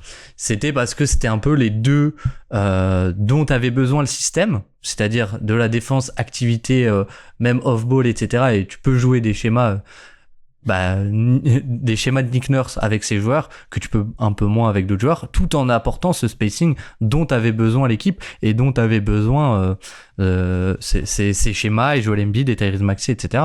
Et donc je pense que c'est vraiment pas un hasard, et ces deux grosses pertes dont on n'a pas forcément beaucoup parlé parce que l'arrivée de Paul George a fait beaucoup de bruit, mais finalement c'est deux très grosses pertes, je trouve. Même dans le côté connecting, les deux étaient vraiment, je trouve, meilleurs que encore un Kelly Oubre ou un Tobias Harris, pardon, mais ils avaient vraiment ce côté les joueurs parfaits du système, quoi. Les joueurs parfaits du système, et je le répète, mais du coup c'est vraiment pas un hasard, je pense, si cette line-up marchait avec eux, quoi. Bon, après, on n'a rien sans rien. Il fallait bien faire de la place pour signer Paul George, et ça vaut le coup. Mais en effet, donc Melton qui est parti aux Warriors, Batum qui est retourné aux Clippers. Mais alors justement, c'est vrai que voilà pour cette partie bilan 2024 et Melton, mais j'ai pris cette stat, j'aurais dû en prendre une autre. On n'a pas encore parlé de lui. 5e bis pour moi, bonus. Non, moi j'avais 1,13 aussi. 1,13, c'est le ratio de playmaking de Batum. Il faut qu'on en parle un peu dans ce bilan, évidemment. Oui. 1,13, pourquoi j'ai pris cette stat? C'est le ratio de playmaking, qu'est-ce que c'est? C'est l'assist percentage divisé par le usage percentage, donc le nombre de passes que tu fais par rapport à ton nombre de ballons, grosso modo. Et donc 1,13 de ratio, c'est beaucoup, hein. C'est beaucoup, c'est-à-dire que son jeu tend quand même beaucoup vers le playmaking plutôt que le scoring. Et pour dire, ça a toujours été un mec qui a fait des gros chiffres là-dessus, sur ce ratio de playmaking, parce qu'il était à la fois, il a toujours eu un peu ce côté point forward, et de l'autre côté, il a toujours été pas hyper gros scoreur à gros volume, donc le combo des deux fait que oui, ton jeu va beaucoup plus tendre vers faire des passes plutôt que du scoring. Tu vois, il a déjà tapé des scores 1,18 de ratio, 1,23, 1,15, etc., 1,25.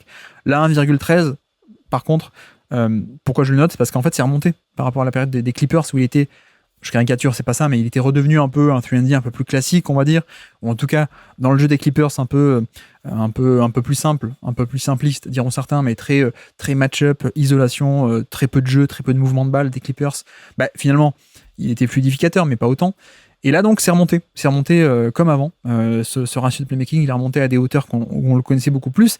Et qu'est-ce que je veux dire par là, c'est que ok, le 3 points, c'est très cool et ça faisait du bien, mais surtout c'est un passing de fluidification du jeu, dans un jeu qui bouge beaucoup plus chez les Sixers qu'aux Clippers. Donc lui, qui a ce genre de lecture et ce genre de qualité de vision de jeu, d'extra passe, ça fait du bien. Mais surtout, il y a un domaine sur lequel, puisqu'on fait le bilan 2024, il a été très bon, c'est ce qu'on appelle la post-entry pass, en fait. L'entry pass, donc la passe pour faire entrer la balle au poste bas. Et là-dessus, je pense que c'est un des meilleurs de NBA. Je pense que même là, sur les matchs des JO de la France, on a vu que quand c'était lui qui donnait la balle au poste bas, Wembanyama, versus quand c'est un autre, quand c'est un autre, il y a une paire de balles, alors que lui, il sait mettre la balle au poste bas. Bon, voilà, je pense que ça fait aussi partie des grosses forces de Batum pour cette année au Sixers, c'est que lui, il a cette capacité, il a cette qualité, cette compétence de donner la balle au poste bas. Ça a l'air très simple quand on dit ça comme ça, mais c'est une vraie qualité dont on a besoin et qui est pas si facile que ça, parce qu'il faut la donner avec le bon timing, avec le bon angle, parce que le défenseur il peut faire genre qu'il est derrière, mais en fait il est un peu sur le côté, il va jaillir pour passer devant et pour voler la balle, etc. Et là où je voulais d'autant plus le souligner, c'est que c'est une vraie qualité. Batum est excellent dessus, il a fait beaucoup de bien là-dessus, et surtout Daryl Morey lui-même le sait, puisque je vais donner un exemple très caricatural, mais Daryl Morey en parlait beaucoup à l'époque. Pourquoi est-ce qu'ils avaient recruté, ils avaient échangé Rudy Gay, qui était un choix qui venait de drafter top 5, top 10, je sais plus, contre Shane Battier. Pourquoi ? Parce que finalement, Battier, il y avait la défense, mais il y avait surtout ça. Daryl Morey décrivait le fait que on avait Yao Ming, on avait le meilleur joueur de post-up du monde, sauf qu'on était incapable de lui donner la balle, quoi. Et donc il y avait un peu cette frustration chez les Rockets il y a 20 ans maintenant, dans les années 2000, on a ce joueur de post-up, mais en fait, on est incapable de lui donner la balle parce que il a beau être plus grand, plus fort que tout le monde et même plus grand en taille, je veux dire. En fait, les mecs passaient devant, ils se mettaient en sandwich devant Yao Ming et derrière, et puis tu pouvais pas lui donner la balle, donc tu pouvais pas profiter du fait que Yao Ming, il te mettait un panier 70% du temps quand il était sur post-up, quoi. Donc, cette qualité d'ailier, mais même de joueur en général qui est capable de mettre la balle au poste est hyper importante, surtout donc quand tu as joué Embiid ou un joueur de post-up. Donc Batum avait ça. Ça fait partie à la fois du bilan de c'était très bien, ça peut faire aussi partie du bilan de mince, pour 2025 ça va être un peu embêtant, quoi. Ouais, oui, clairement, obligé de penser à Tom Feller là-dessus. De Dan Kebdo qui arrête pas de le répéter, je crois qu'il l'a encore dit il y a pas si longtemps, mais ouais, Nico Batum, je trouve qu'il avait un peu ce côté, il a un profil assez qui faisait beaucoup bien, même je trouve face à des défenses de zone. Il avait ce côté où il vient dans l'espace, il vient dans le gap, ou alors il se place pile dans le, il fait le backdoor au bon moment, etc. Face à des zones, il a été très utile face au hit. Je crois que c'est le play-in ou des choses comme ça. Et ouais, les entry pass, des choses qui semblent très simples, ou même faire le connecteur, se placer dans le gap face à une zone, etc. Et qui en fait, quand on fait le compte de qui sait très bien faire ça en NBA, il y en a très peu. Et alors, c'est vrai que ce chiffre, il est aussi très élevé parce que l'usage, il est très très faible, quoi, chez Nico Batum. Comme j'ai dit, il est premier centile. Je sais pas, moi j'ai presque un peu de frustration parce que quand un joueur si efficace et si on sait qu'il va être efficace à 3 points et qu'il pourrait prendre un peu plus de volume, c'est un peu frustrant qu'il soit à 9,1% d'usage, qu'il soit premier centile, quoi. Il est 82e centile en efficacité, premier centile en volume. C'est un peu un poil frustrant, mais bon, je sais que c'est en fait ces stats sont un peu trompeuses parce que le reflet, c'est aussi le reflet de des entry pass et des choses comme ça qui sont un peu nécessaires au flow du jeu. Et qui ont été décisives à certains moments, même pour ces Sixers, quoi. Donc voilà pour Nico Batum qui s'en va. Alors cela dit, tu vois, si on fait le bilan, une saison magnifique pour Batum qui avait prévu de prendre sa retraite, mais en fait il a tellement bien joué, il s'est tellement bien amusé qu'il est reparti pour un tour aux Clippers. Bon, alors parce que situation familiale, hein, c'est aussi d'après ce qu'ils ont dit depuis, c'est que voilà, la famille n'avait pas déménagé de Los Angeles, donc il y retourne, on peut comprendre. Mais voilà, magnifique saison en tout cas chez les Sixers pour Batum dans son rôle. Et je pense que assez facilement, top 3, top 4, hein, meilleur joueur des Sixers hein, pour moi. Bon, Embiid. Sur la saison Embiid maxé. Et après, t'as qui, ouais. Moi, je pense que je mettrais Batum hein, parmi les meilleurs de l'année. Oui. Bah, je ne vais pas te contredire là-dessus. Hein. C'est vrai. Je pense que s'il avait joué toute la saison, peut-être un Melton, un peu plus de valeur. Ouais. Mais j'ai l'impression d'être dans la syllabe et de devoir dire valeur cumulée ou valeur du joueur. Mais ouais, voilà, peut-être en tout cas 3-4 avec Melton, ça me semble complètement cohérent, ouais.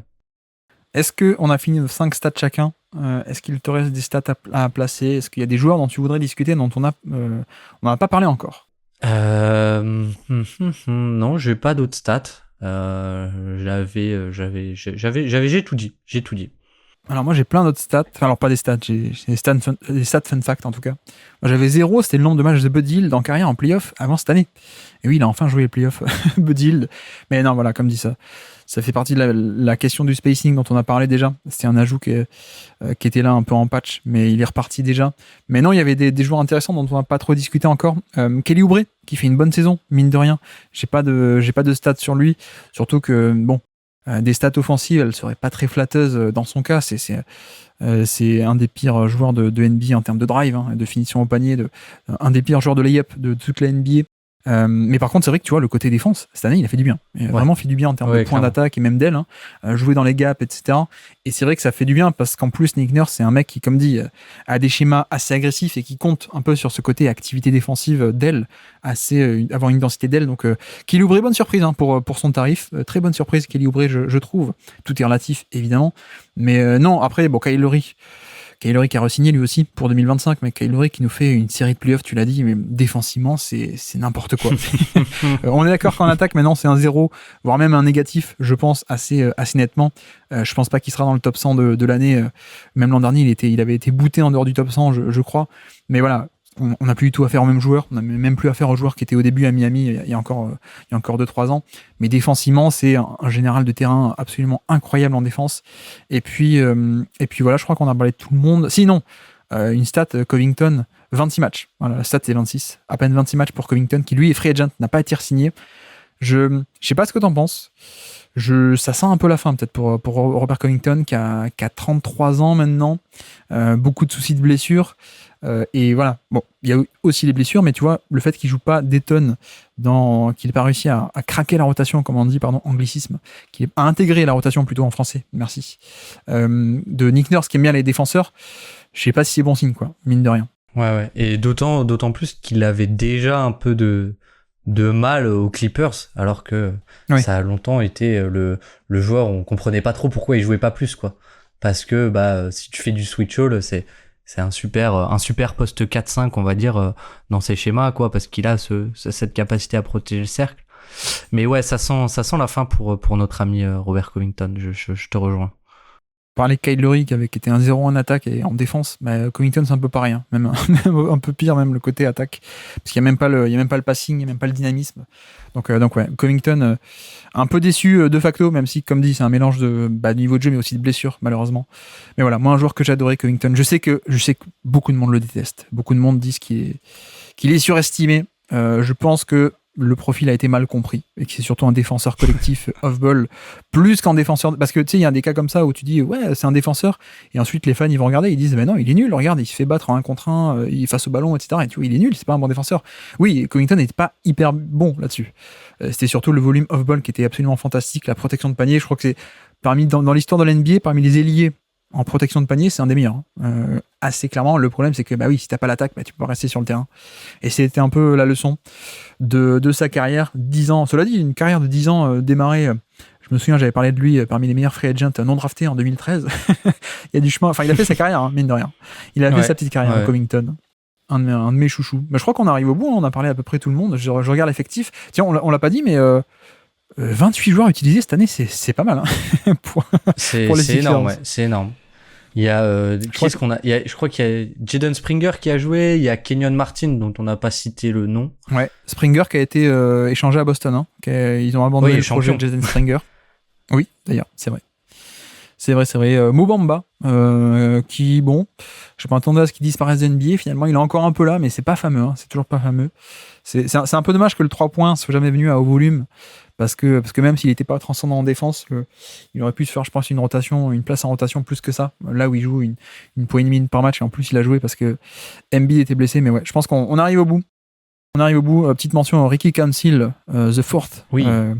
Mention pour l'an prochain à suivre, parce que... Exactement, joueur assez intéressant. Bref, on va s'arrêter là. On va pas parler des 28, Baptiste. En tout cas, merci beaucoup, Baptiste, d'être passé sur Basket Lab pour parler des Sixers. Bah écoute, merci à toi, Guillaume, et j'espère ne pas avoir dit trop de bêtises en remplaçant Amine qu'on salue. Merci à tous d'avoir suivi cet épisode. J'espère que ça vous aura plu. Et donc voici pour nos amis les Sixers, comme dit, hein, une année de transition, on peut l'appeler comme ça, entre le cycle d'avant et le prochain à venir. On pourra en reparler, je pense, de ces Sixers qui sont blindés et qui devraient, à mon sens, poser pas mal de problèmes dans la conférence Est l'an prochain. Entre Milwaukee, on espère qu'il va rebondir, Boston, les Knicks au complet, puis donc les Sixers, ça va être passionnant. Ça fait pas mal de temps qu'on n'avait pas eu une conférence Est aussi relevée. Donc voilà, on suivra ça pour la prochaine fois. N'hésitez pas aussi, d'ailleurs, si vous êtes fan des Sixers, on a parlé de Paul George hier, donc vous pouvez aller chercher juste le morceau qui vous intéresse dans le bilan des Clippers, donc le flux secondaire, le Basket Lab extrait YouTube ou podcast, et vous avez 10-15 minutes sur Paul George, le bilan de sa saison, pour savoir où est-ce qu'il en est en termes de niveau de jeu. Et donc voilà pour les Sixers, et donc la prochaine fois, demain, on se retrouve pour le bilan des New York Knicks. Et oui, ça y est, les New York Knicks demain. Et donc, sur ce, je vous remercie une nouvelle fois de nous d'avoir écouté jusqu'au bout. Un grand merci à Baptiste d'être passé sur le Basket Lab. Et moi, je vous dis à très bientôt. Ciao.